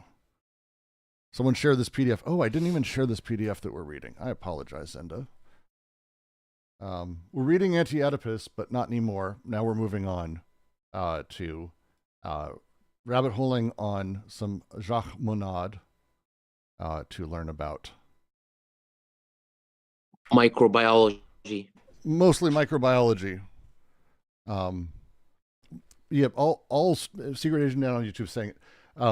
Systems necessarily need regulative back and forth. You can't just have a positive feedback loop. You do, it burns out. It literally, like, this happens. Negative feedback loops it causes indifference. So there's this regulative process of the speeding up or slowing down of metabolism. And the layer that sort of fucks with this, that we are most aware of as he's writing this and as he's describing, is these allosteric enzymes. These distinguish them a bit because, well, like enzymes, they recognize and bind by particular substrate and activate its conversion into products, substrate being material, whatever. These specifically aren't really looking for a substrate, but also a lot of stuff connects to them, whose specific association with a protein has a modifying effect. There's a lot of different ways that different things connect to this allosteric enzyme. And the allosteric enzyme can produce speed up, slow down, lots of things. We're going through those. First is feedback inhibition. Second is feedback activation. The enzyme is activated by a product of degradation of the terminal metabolite. This case is frequent with metabolites whose high chemical potential constitutes a source of energy for the cellular machinery. And this regulatory pattern hence contributes to maintaining the available chemical potential at the prescribed level. This is feedback, meaning at the end of it, it's the result slows the process. They have another word for that. That's a slur. That's fine. Slows the process or speeds it up. This is those two, the end product in the cell. This is oxygen doesn't just like show up and everyone goes, hey, oxygen's here and we're good. Food, sugars, whatever it is that goes into the body don't just like show up and it's happy and then it turns into poop. That's not how the body works. Necessarily, all of these things get processed by enzymes that turn them into elements. Metabolites is the term they use here. And necessarily those things inside of the cell that they're produced inside of, which is where this happens, the result inhibits or speeds up that reaction. You can't have it always speeding up, can't have it always slowing down, you can't have it always neutral. There's a process of self-regulation that's happening here. Anyone correct me if I'm wrong on this. I'm making my way through. And the third would be parallel activation, which is the first enzyme of a metabolic sequence leading to an essential metabolite is activated by a metabolite synthesized by an independent and parallel sequence. The first enzyme of the metabolic sequence leading to an essential metabolite is activated by a metabolite synthesized by an independent and parallel sequence. Another sequence is there. This mode of regulation contributes to maintaining a balance between metabolites belonging to the same family and destined for assembly in one of the classes of macromolecules. Skin makes skin, body makes new stuff. There you go. But this process of it necessarily, again, speeding up, slowing down, every cell is kind of an amazing miracle in and of itself once you really get into it. But the process of the metabolism of these elements, the activation of creating new cells, slowing down and not creating cells, or working within and retarding, simplifying that process. I said it. Fuck. Sorry. Activation through precursor. The enzyme is activated by a compound which is more or less remote precursor of its immediate substrate. This mode of regulation amounts to keeping the demand subordinate to the... Oh, there's a graph. Great. Offer. One particular but extreme frequent case of this kind is activation by enzyme by the substrate itself as a thing. So let's look at these. So we have feedback inhibition, where the metabolite returns and actually stops the process. That what is produced actually basically slows the process down, inhibits it. Activation, which is the actual thing that's produced. We have the substrate produced through the chemical processes that at the very end has a thing added to it that then gets added back in and activated again. So it's a positive feedback loop. Parallel activation, where the production of one element inserts itself into the production of another, which causes another metabolite to be formed. Activation through a precursor, where a thing that is within the substrate, before everything sort of sets up, inserts itself in and it becomes activated, or by substrate itself, where it is its own activation. Activation of the substrate itself is fascinating. Yeah, it plays its own ordinary role, and at the same time that of the allosteric effector with respect to that enzyme. Rarely is an allosteric enzyme subject to only one mode of regulation. As a general rule, these enzymes are under the simultaneous control of several allosteric effectors, antagonistic and or cooperative. A frequently encountered situation is a ternary regulation. We'll get to that. So the allosteric enzyme is basically the element that is doing all of these things. It can be within the way that the allosteric enzyme operates. Yeah, we're way beyond 101 at this point. I think we're way beyond it, Wig. But it's the end result, inserting into it the allosteric enzyme, how it connects to it, creates positive feedback, negative feedback, utilized in another. Like, it can accept a lot of different parts of things in order to do different parts of the job it needs to do. We could say, let me try to re-say this, because I think I'm understanding how he's wording it now in the passage they take from for AO. If we were to look at the way a cell produces or regulates itself, we could just look at it and say it regulates itself through this. There's these enzymes that sort of interact and play. But there's this interesting thing that it's not just a one-to-one-to-one mechanistic, oh, it's a pool ball that hits this pool ball, this thing only works with that, which is really common inside of biology. Like, usually things, again, chemicals go, but this enzyme can accept a lot of chemicals. And you'll notice right here in between the A and B that this is where the allosteric is, as he just described. It can accept a lot of inputs, and those inputs change the outcoming project despite being everything else the same. So when we have at the end here, we have the first metabolite. The kind that comes back in the process. We have the substrate and then the process. It inserts itself right there, and it inhibits the creation of itself, more or less. And then we have the feedback activation, where what it's produced because it adds this other element, lo and behold, it inserts itself there, but it's a feedback activation. Then we have parallel activation, but it's taking in all of these different things to do different outcomes. The machine isn't just A, B, C, and then metabolite, right? The machine is A, B, C, And then thing that also comes back on and is part of the very process that sort of created itself and then helps be part of the next thing. And it changes that process.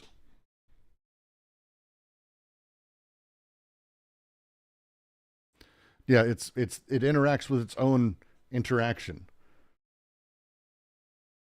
Wow, that's fucking weird. But that actually that fits what we're talking about. We're going to keep going because I want to go for another minute.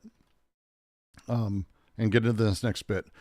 These enzymes are under simultaneous control of several allosteric effectors, antagonistic or cooperative, things that fuck with it or things that don't. A frequently encountered situation is a ternary regulation comprising A, activation by the substrate, remember the graph we just had, B, inhibition by the end product of a sequence, which is pattern 1, C, parallel activation by a metabolite of the same family as the end product. Here, the enzyme simultaneously recognizes all three effectors and measures their relative concentrations. Its activity at any time represents a summing up of these three inputs of information. This is the syntheses. I mean, this is the dialectical This is the syntheses. That's absolutely what he's doing here. This is 100%. I'm starting to grasp a little bit better now. I hope other people are grasping. But I'm definitely grasping better now. Yay for reading. Activation by substrate, right? Which is the first, right? The first thing, right? And B is the inhibition of end product of sequence pattern, right? Mm-hmm. And parallel activation by metabolism, the same family as the end product, which is the inhibition, right? So yes. So it's a three that's working at the same time, which is and this is the next graph he has, which is the allosteric regulation of branching metabolic pathways. The example would be we have the substrate and we have the processes, we have the metabolites, but we also have during their production of the parallel sequences, they actually then both re-enter the beginning of the product, but also that re-entry of the beginning of the product is also entered into the parallel aspect of the thing. This is what he's talking about. The example here, and as he goes through, it recognizes all three effectors and measures their relative concentrations. Its activity at any time represents the summing up of these three inputs of information. And that's its activity at any time is a summing up of these three inputs of information. When we talk about this process, and right now we're talking about it in steps, this doesn't happen in steps. There is never a first step to metabolism, right? That's not really a thing. It's kind of a chain that's been going on since the first time it went on. And we can have a debate over that, but this is just a chain, and it's just another chain. We are all kind of chains of that same process. So now there's a substrate, and bam, we have our first metabolic process. I don't think that's the case. And the same would be true of desiring machines. That's what they're getting at here. There is no here's where the first one happened. But instead it's that all three of these, and this is why the syntheses or all of this is sort of needs to be thought of, we think of it as steps in order to break it down, but it's happening at once. This is absolutely the same thing. This is not a step 1, step 2, step 3, but these things are coming together at once. And there's an order-ish to them, but not in a way that can be meaningfully broken apart. Because the result, I mean, you're talking about things right here in this setup, and if this is how, and I'm pulling up stuff, this is allosteric reactions. The result impinges on its own creation. That seems to fuck with cause and effect a little bit at that level. Am I wrong? Yeah, call me crazy, but that's that's not weird for me, Well, reading Hegel. Good for you on Hegel. But you know what I mean when I say weird. It is talking about, we generally don't talk about things being their own beginning or being implicated in their own creation, things like that. The pathways and the way these things work and the way that they operate is that the fact must be underlined that leaving aside the substrate, the effectors which regulate an allosteric enzyme's activity take no part in the reaction itself. With the enzyme, they usually form a non-covalent complex, entirely and instantly reversible, from which they come away completely unmodified. The consumption of energy incidental to the regulatory reaction is practically nil, zero. It represents a tiny fraction of the effector's intracellular chemical potential. On the other hand, the catalytic reaction governed by these very weak interactions may, for its part, involve relatively considerable energy transfers. These systems, thus, are comparable to those employed in electronic automation circuitry, where the very slight energy consumed by a relay can trigger a large-scale operation, such as, for example, the firing of a ballistic missile by pressing a button. This is that thing that they're talking about, the sort of way that these processes impinge on each other.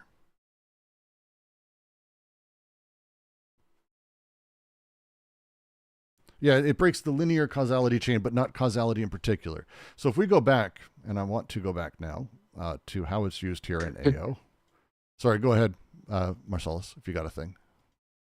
No, I kind of like, I don't know, Hegel talked about this finitude, like a thing being and nothing, right? Being in nothing and nothing in being, right? That's the Parmenides and the what's the other guy who said that all is nothing, or Heraclitus, Parmenides and Heraclitus, right? Yoda might have said it too. I don't know.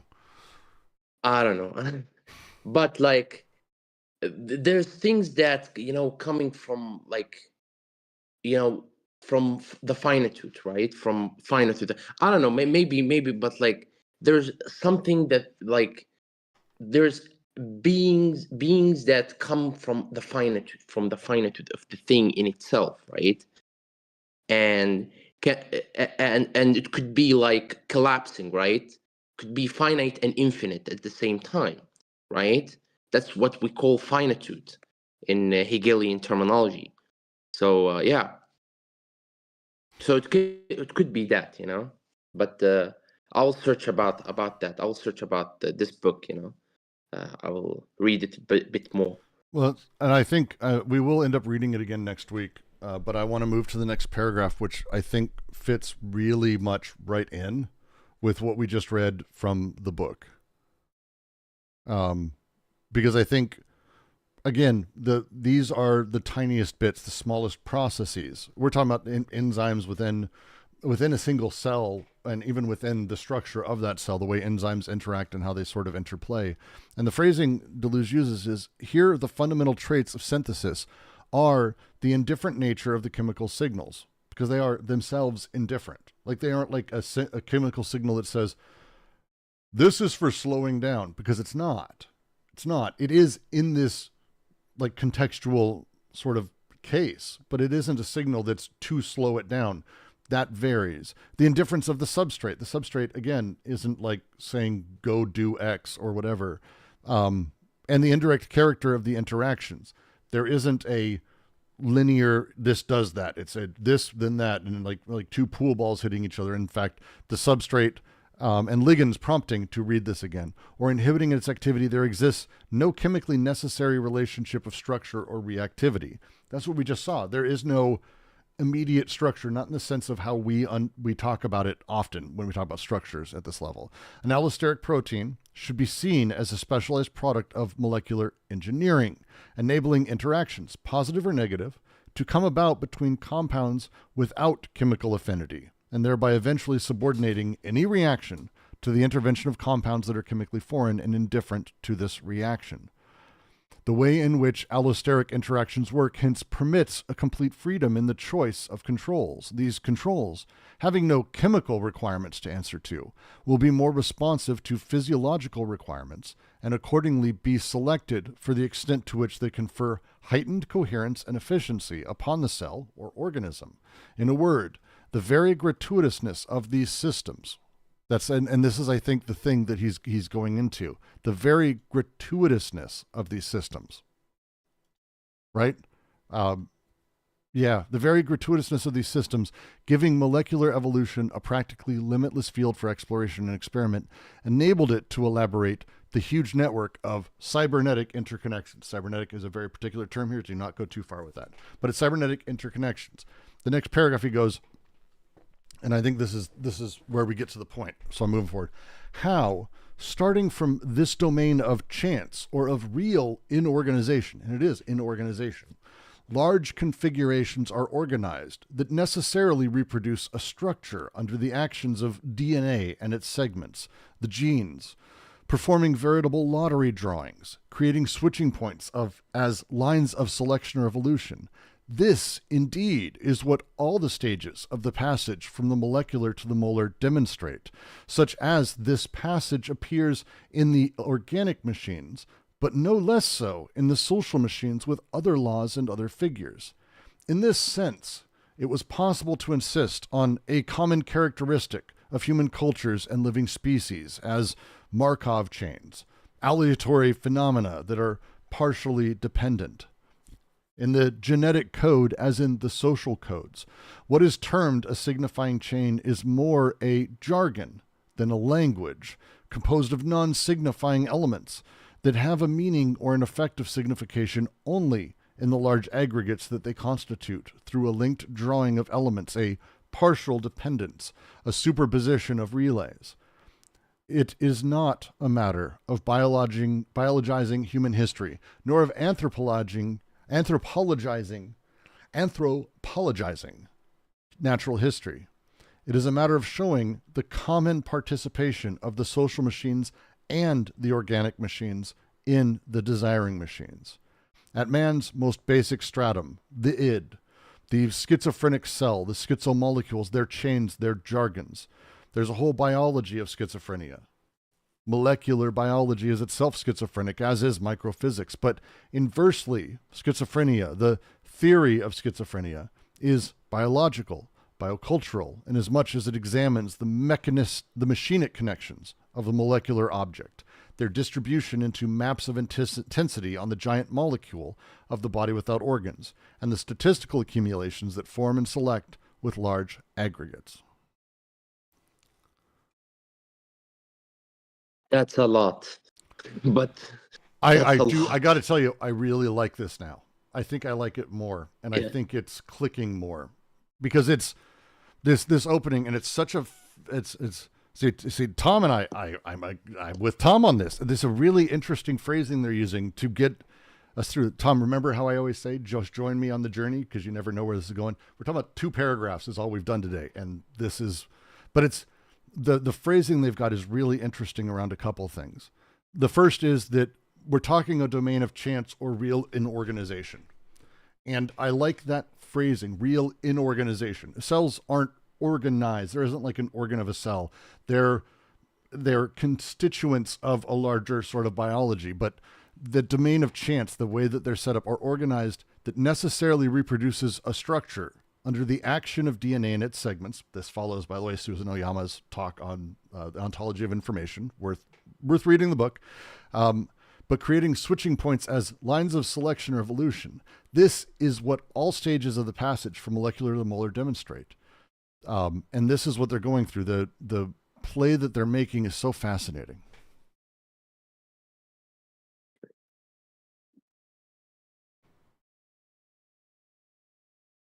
This is fascinating. Just to read our Discord real quick. I'm just going to read from Modest Warfare Zenda. I haven't just mentioned. It's like how fungi can basically adapt to feed on almost any material given the right circumstances. Mycelium systems, they're basically an internet of connections for species. Haraway here. So totally down for the science talk. These systems replicate on macro scales at a lens. But do they? Do they? They're allegorical, but do they replicate in the same way? Because this is what they're talking about, the function, the production at this molecular level that doesn't really have the knowledge of what it's doing. Like the pieces aren't, this is the speed, this is, it's not like these enzymes are like Alice in Wonderland. Drink me to grow, eat me to get small, eat me to grow, drink me to go small. This is not the setup. These are not even known. It's these pieces and how they sort of come back and interact. They're open-ended. They're very open-ended. These enzymes, they're enable a huge amount. And there's chance is significant here. It is. I mean, it always has been as a thing, but it's really fascinating.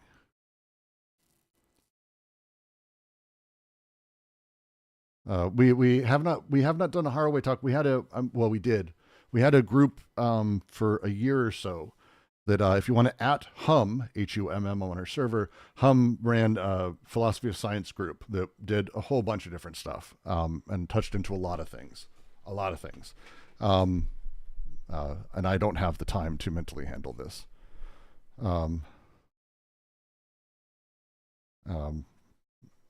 Someone in YouTube's asking if I'm a wrestling fan. I like that. I grew up with it, so that's the way that works. But the science, the philosophy of science stuff is fascinating. Here, I like the phrasing here. In this sense, it was possible to insist on common characteristics of human cultures and of living species as Markov chains. We are more complex than that. Wig made the comment. I know we're not, but there's a lot of people who that's very much the mentality that they have, Wig. You know that, right? Right? You know that. It's really fascinating. Sorry, go ahead, please. It's very like a dichotomy between Lacan and Deleuze, because Lacan said that like the individual is dead in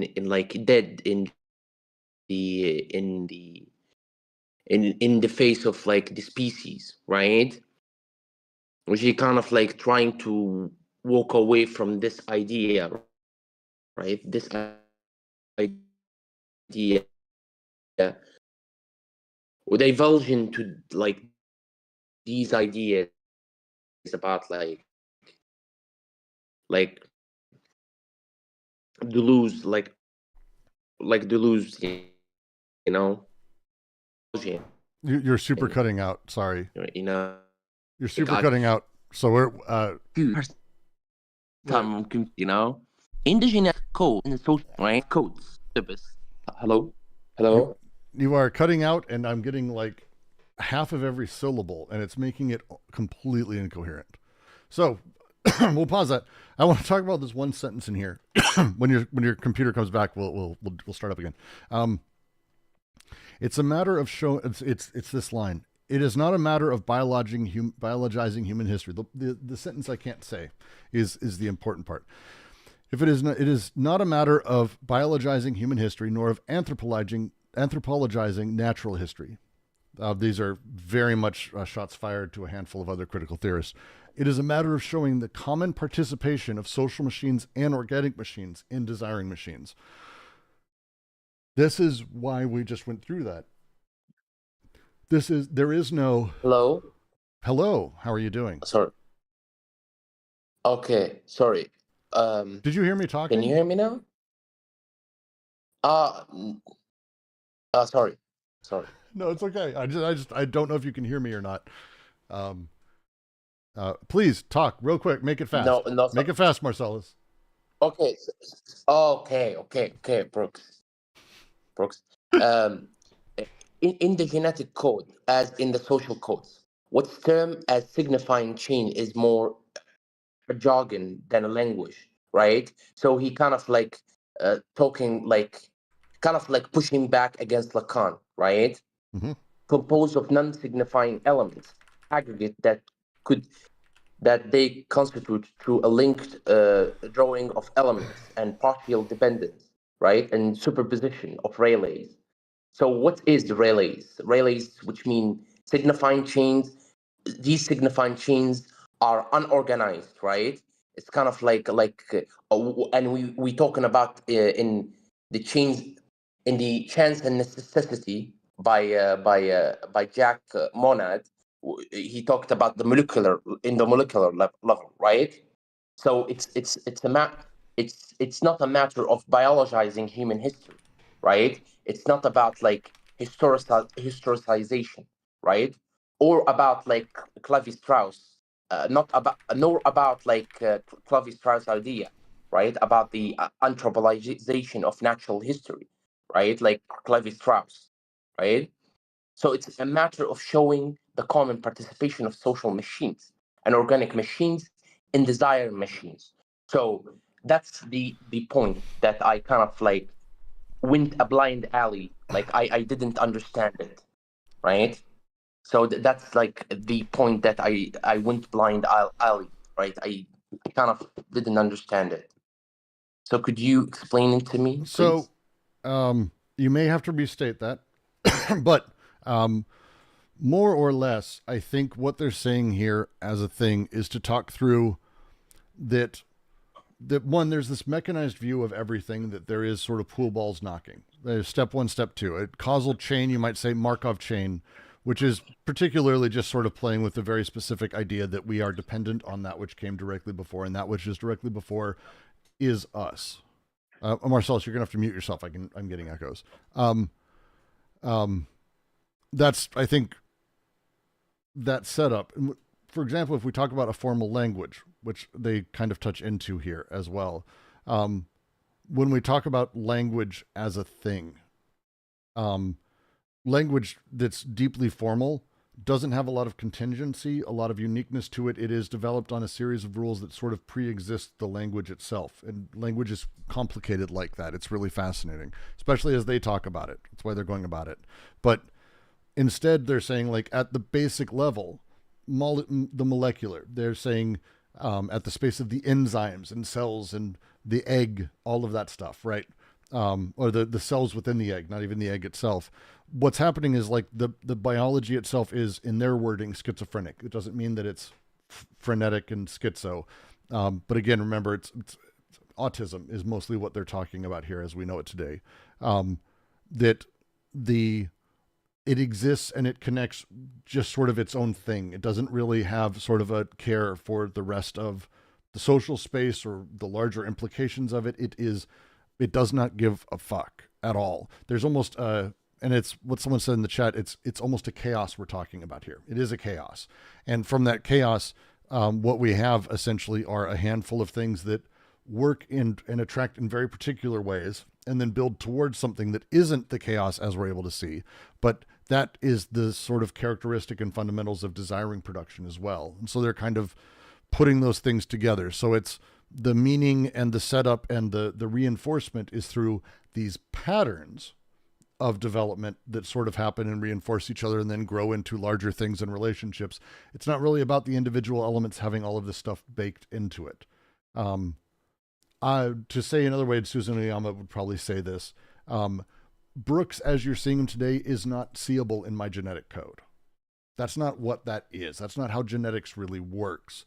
As you see me today, in any capacity, there are parts, maybe, but also a lot of it is environment, and there's a lot of back and forth. And at the basic level, there's no me in any of these pieces. It's not, the T-1000 from Terminator, sorry to date myself, shatters into a million tiny little frozen bits, and then each one of those has, the whole of it in it. This isn't Disney's Apprentice, where, all of the brooms are chopped and all the little brooms themselves are just tiny brooms. At the molecular level, there isn't a tiny Brooks. There isn't tiny people. There's none of that. It's instead these very indifferent processes that are dealing with sort of not just the chaos, but the reality of that chaos, which is all of the parts and pieces and molecularities that are combining in these patterns that emerge to larger bits. And that's the thing that they're doing here. And it's that line. It is a matter of showing the common participation of social machines and organic machines and desire machines. They're not wanting to split these regimes. That's one of the things they've railed against from the beginning, and it's important to schizoanalysis to understand them. The regimes at large, the social machines and organic machines or desire machines, it's not that one is also the other, and it's like this implies that. No, it's that these things work in and of each other and produce from the chaos the real that we know. The underlying mechanisms of basically partial dependency, partial objects, partial things, yield emergent meaning that we then totalize and fall back on. I kind of would probably explain it that way, but again, feel free to disagree. Kind of to emphasize a little, to elaborate a little bit, kind of like when Freud talked about the unconscious as like there's the sense of time, it doesn't exist in the unconscious. what he mean is that kind of like the unconscious obey its own laws, right? So maybe the schizophrenic cell obeys it, it has its own laws, right? No, Or it doesn't have. it does not. Okay. That's kind of the idea, is that there's a process to these things and these patterns emerge, but there's no like laws. That's kind of what it's talking about when we talk about this particular types of in this past thing, what we were just getting into. There's no like, this does X, this does Y, this does this, but instead that there's conditionality in all of these things, and that the way that the enzyme, this particular allosteric enzyme, doesn't really have that connection in that same way. Instead, there is these odd interactions where there's almost a choice of controls based on what's immediately around it that affects it. It's not a choice, again, but it's these elements that sort of become this sort of semi-self-regulating process. This is what they're getting to. And so this is what they're dealing with. Necessarily reproduce a structure under the action of DNA in its segments. The genes, performing veritable lottery drawings, creating switching points as lines of selection or evolution. This indeed is what all stages of the passage from the molecular to the molar demonstrate, such as this passage appears in the organic machines, but no less so in social machines with other laws and other figures. They're talking again about the mapping, the diagrammatic sort of structure that is happening inside of this as I'm reading it. Yeah, it's chaos within systems. So it's this weird thing. It's chaos within systems, but it's chaosophy. Yes, but I'm trying not to use like jargon, given that we are talking about jargon. But it's a little bit more than that. So when he says in the genetic code and the social codes, what is termed a signifying chain is more a jargon than a language, composed of non-signifying elements that have a meaning or an effective signification only in large aggregates that they constitute through a linked drawing of elements of partial dependence and superposition of relays. So, to say another way, any single cell, like just grab a cell out of pick a part of your body or an organ, doesn't matter. But anything in that cell is pretty much non-signifying. It doesn't matter on its own. It doesn't have meaning that it's a cell that does this, because it's a cell that does what cells do. But the context of the cell, once it's in the organ, for example, a hypothalamus versus the eyeball versus the colon versus whatever, the elements themselves, the non-signifying elements at the baseline of that are regulating, causing things to happen at large, we give them the sort of name of the organ that does X, Y, or Z, and here's what it's producing, here's what it sets up, and then they have a meaning or an effect, but there is none in the cell itself, in a vacuum. And so at large, we've got this name for them. Again, when we're talking about, and it's why it's important when we're talking about here or there, we're subordinating the representational space to desiring production, or desiring production to representational space. But this sort of thing is ultimately about saying at the baseline, things are not signifying. This is Yelmslev. So to pull this into linguistics, if you want a really great linguistics thing to read, Yelmslev is it. Guattari, yes. Flat Scores nails it. Guattari would later call this non-signifying semiotics from Yelmslev. Because Yelmslev basically broke all of these things down to their elements of non-signification. Because for him, it was about getting to these littlest bits. And again, capitalism is about these littlest bits, getting to these elements of non-signification, and then in aggregate, they become a thing. Right now, you're looking at me probably on an LCD screen, maybe an OLED, operates not far from the different, but any single piece of that is non-signifying. It's on or off. It's blue, red, or green. This is not interesting in and of itself. On its own, it's nothing. But in the context of looking at me, and in time of looking at me, as it flips from being, the darkness inside of a nostril to being my nose, to being my eye, to being my beard, and all of that mixed with my hand, like all of this becomes something in aggregate. But there is no information, none, inside of any single LCD pixel. It's not really a thing. We can say there's information, but there's not signifying information. Yep. It's not arbitrary though either, because it's a difference of differences. That is to say, the reason that you can't separate unity from multiplicity for Deleuze is because individual differences, or the partial objects, are differences in relation to, or differences of surrounding differences of surrounding differences. So they are in relation. They're in relation as differences of differences, and that's the basis of the fact that that assemblages are always diagrammatic. They have an organization to them, and that's at the molecular level. It's a very different way of understanding organization than at the molar level. But nevertheless, they're not radically unorganized. They're not radically chaotic. No, because there are very much. There are ways. Just to say, 100% agreed. 100% agreed. Yeah. Because there are ways of interpreting this that are more, they take kind of an empirical direction. In fact, there's Brooks of Porn is a Chinese is a scholar of ancient Chinese texts, and so he just wrote a book called Mystical Atheism. He says, monotheism. The problem with monotheism is that it assumes purpose to everything, a grand purpose, a fixed purpose. Even the atheists, the three horsemen of atheism, Dawkins, Harris, and Hitchens, are arguing against religion on the basis of the rationality of the world, an atheistic rationality. But that atheistic rationality still presupposes purposiveness. So, she says, no, oh yeah, there are purposes, but they're not linked. He says, the greatest thing about us, if you want to understand the nature of human intentionality, it's through farts and sneezes and stuff that are outside our control, that are not intended by us. And, he might say, well, this is consistent with Deleuze. And I say the difference here is that, it's not just about random, farts and sneezes for Deleuze at the molecular level, right? It's that farts and sneezes belong to, to assemblages of differences. And so there is like I say, there's a structure there. It's a structure there of absolute, that can't be totalized in any way. And yet it can't simply be reduced to the absolute arbitrariness of non-intention. Well, it is non-intentional, but you know what I'm saying. And it is non-purposive, but there is but it's not non-relational. I guess that's what I'm saying. In the Discord, I posted, and if you search for Yelmslev, which is HJELMSLVEV, his works are incredibly impenetrable. I've added a handful of guides that really do help, but it is the foundation of what I think DNG and a handful of other people as well, not as many as I would like, honestly, run with it. But like Flat Scores is saying on YouTube, it's like the reason for this, like it's important, is as he says, the substance of expression is already formed matter. The molecular is already organized in a certain manner.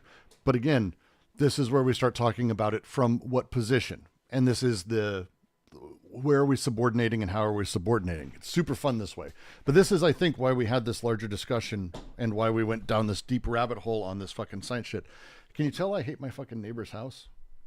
Like they have this like covering on their fucking windows. It's not even a normal window. They have like this like shade covering, but it reflects, and it like just literally, for some reason, it's a cool lighting effect, I guess. I'm just gonna leave it and be like, yes, see if I were to turn the lights off. Alexa, turn the lights off. All right.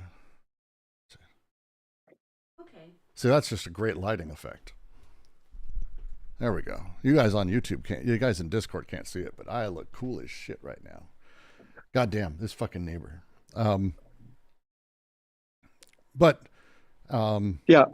you were reading this passage and going over it, I was sort of, slipping over into the genealogy of morals chapter in A Thousand Plateaus, where he's focusing on Helmsleb, and and there's a lot of parallel ideas there between that that chapter and what you've been reading here. Yeah, agreed. That was a fun rabbit hole. We're not going to move forward in AO the rest of this because Zondi and this entire section is going to be its own rabbit hole. This is a fun one we did last year, so I at least have some work with this one now I have an entire other book to read, which is super fun. But yeah. God, that was long. It was nice. It was a solid fucking reading. I like it.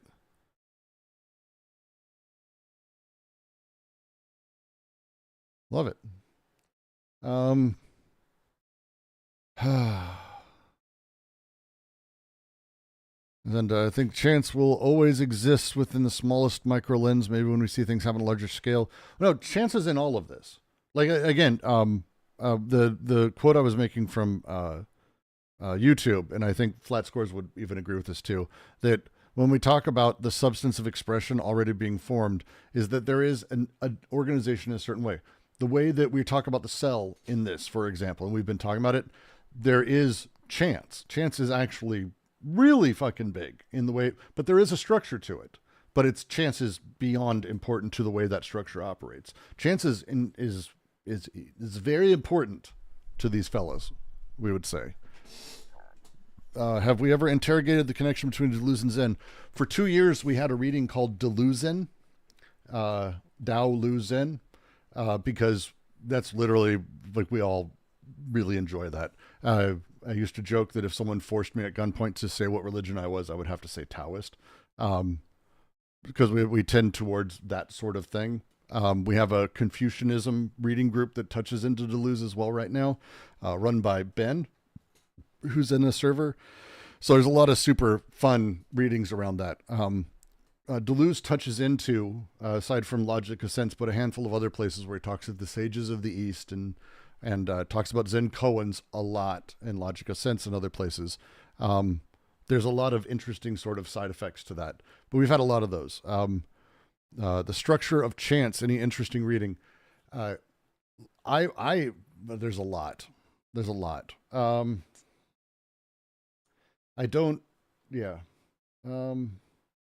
Logic of Sense, Deleuze goes very nicely into it because he starts doing an interrogation of Mallarmé's a blow of the dice will not abolish chance, because it's basically at the bottom of what he's talking about and what we're talking about here. It doesn't matter if you blow on the dice, or as Deleuze talks about it with a roulette wheel, if I go in and I hit the roulette wheel, like the ball's rolling and I flick it, I didn't I changed the events of that, but I didn't abolish chance. I didn't get rid of chance. We have this idea that what we've done destroys chance. We've blown on the dice. We've touched the roulette wheel. We've done these things, but that's not how chance works. Chance works very, very differently. And Logic of Sense, I think, is a phenomenal read of how he goes through that and the randomness of the aleatory point and the something as he talks about it in Brownian motion, et cetera, blah, blah, blah. A whole bunch of shit.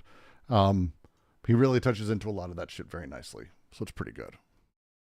Quantum physics covers this, I think, differently. How we interrogate chance and how we deal with probabilities, how we consider ourselves having reduced it or eliminated it or affected it when we haven't, and in any significant way.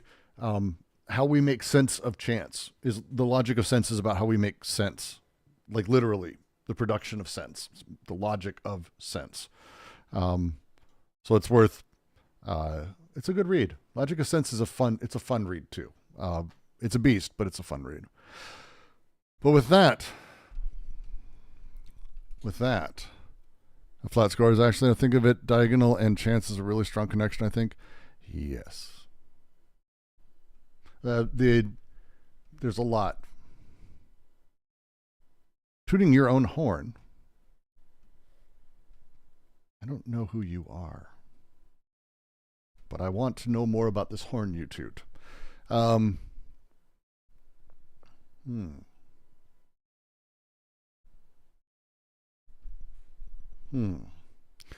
Fold also, not, if you can, the Daniel Smith's translation.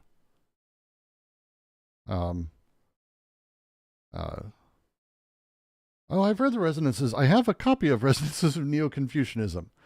It's excellent. It's excellent. And it's fascinating.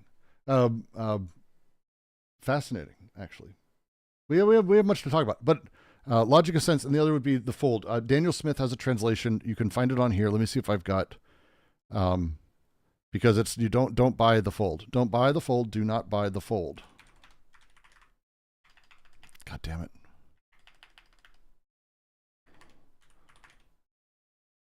Before you go, Brooks, I've been reading Felix Guattari, starting yesterday.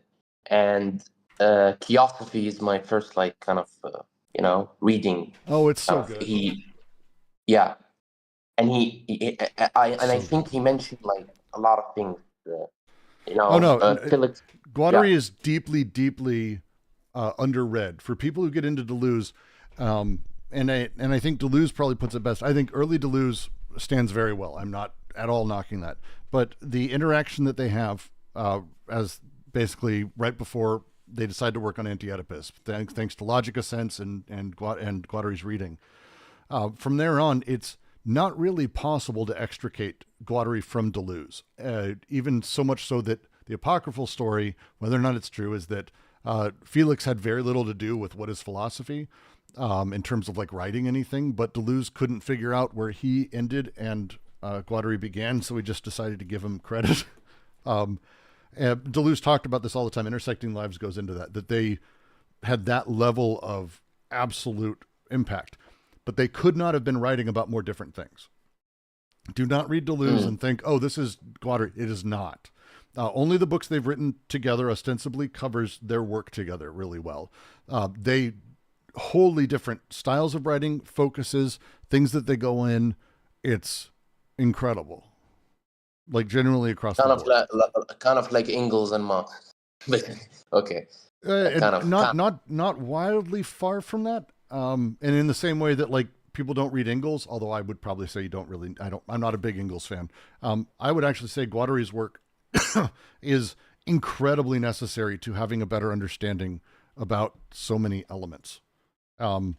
The Chaosophy, the book Chaosophy, if you can, has a wonderful addendum to what we're reading right now, which is Balance Sheet for Desiring Machines. If you're ever having trouble with Anti-Oedipus and it's anywhere near Desiring Machines, it's just a really nice sort of little read that helps balance out a handful of things on that. And it really gets into a lot of the stuff we're talking about that is incredibly important. But yeah, Chaosophy is incredibly powerful. What a good collection. The revolution in Brazil in the molecular level. Mm-hmm. I think these two books I will focus on, and my energy will be put for the last 3 days. Kind of my energy will be put in these two books. Good. Good books to do it with. Excellent. I can have light again. Excellent. Alexa, turn the lights on in the basement. Because I'm in the basement. Thank you. They have just like 4 windows, and it's like as the sun goes through the day. If anyone was watching me yesterday, it like struck, and it's this one window because it's over here. It's these others just fucking right in my eyes. It's awful. I'm far enough north that like the angle of the sun is just at that down level that just completely fucks with you. So I miss. So one of the big things I miss about being closer to the equator is that there's not a lot of neighbors' windows that reflect into your eyes north and south. It's a lot here. But with that, I am fucking wiped. I'm going to be taking on more later tonight because I want to go over the news of what happened today.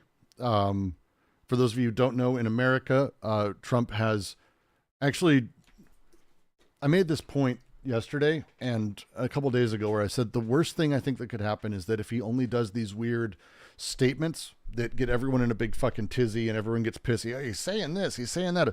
Oh, he's making the federal government say that there's no more trans people. I get how that sucks, but if he only does these things that are like ideas and thoughts and play in that space, and all the stuff that's evil that he's doing is boring, like Schedule F, for example, and a few others, we'll have a really hard time enraging people enough on the things that are actually doing damage.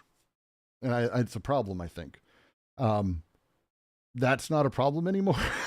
Thanks to them shutting down all federal participation in anything.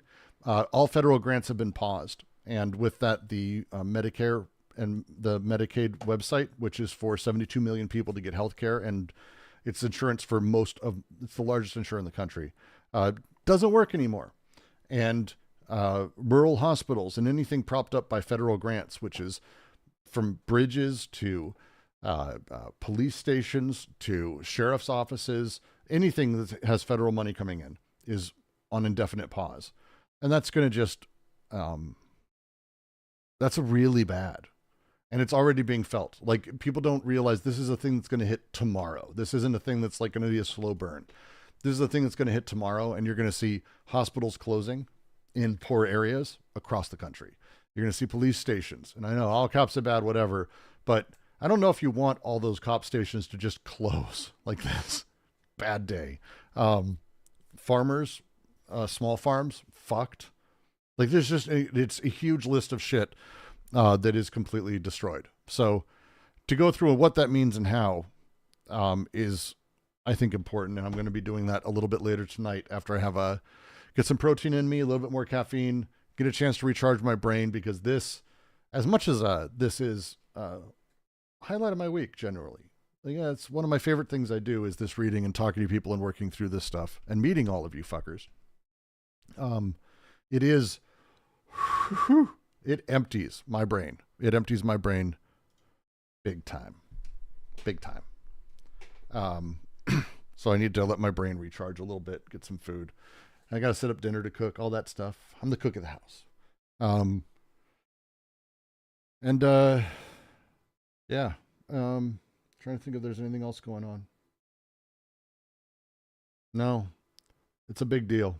This is a big deal today. So, everyone have a lovely time. It's been great.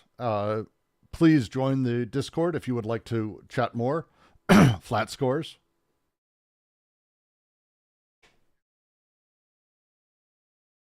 Oh, Anarcho-Hooterus, welcome. It's good to see you, man. I saw you join and I was like, oh, cool.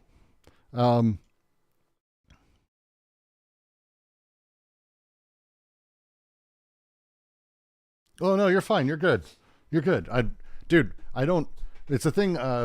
If you want a lesson of life from a sage old man, which I know you also are one with a lovely sage beard, don't judge people by how they are at any point ever online. Because you can't. There's this great book called In the Swarm, Byung-Chul Han, who I think over time I've liked most of his writings less and less, but he has some really great simple insights that he's really good at in these smaller essays. And one of the things he talks about that's really important is how digital interactions necessarily are image-based. What does that mean? Isn't everything image-based, Brooks? When we're in together, I see an image of you. It's like, no, you're seeing me the same way you'd see a movie or anything else. You see a two-dimensional flat picture that's moving. And if whatever I say, whatever I do, any of those things, it's like, you're not going to actually get all of my picture. I didn't get all of you because I don't get the odd sways or the way you move your hands or smells or twitches or noises. Like there's a billion things, and it's all the stuff that isn't taken in by the digital. And we don't realize how important it is. The example he gives is my favorite, which is Hans the horse. There's this horse in Germany, or I don't care, it doesn't matter, France, it was somewhere, but it was a horse that could do math. And this was 100 years ago.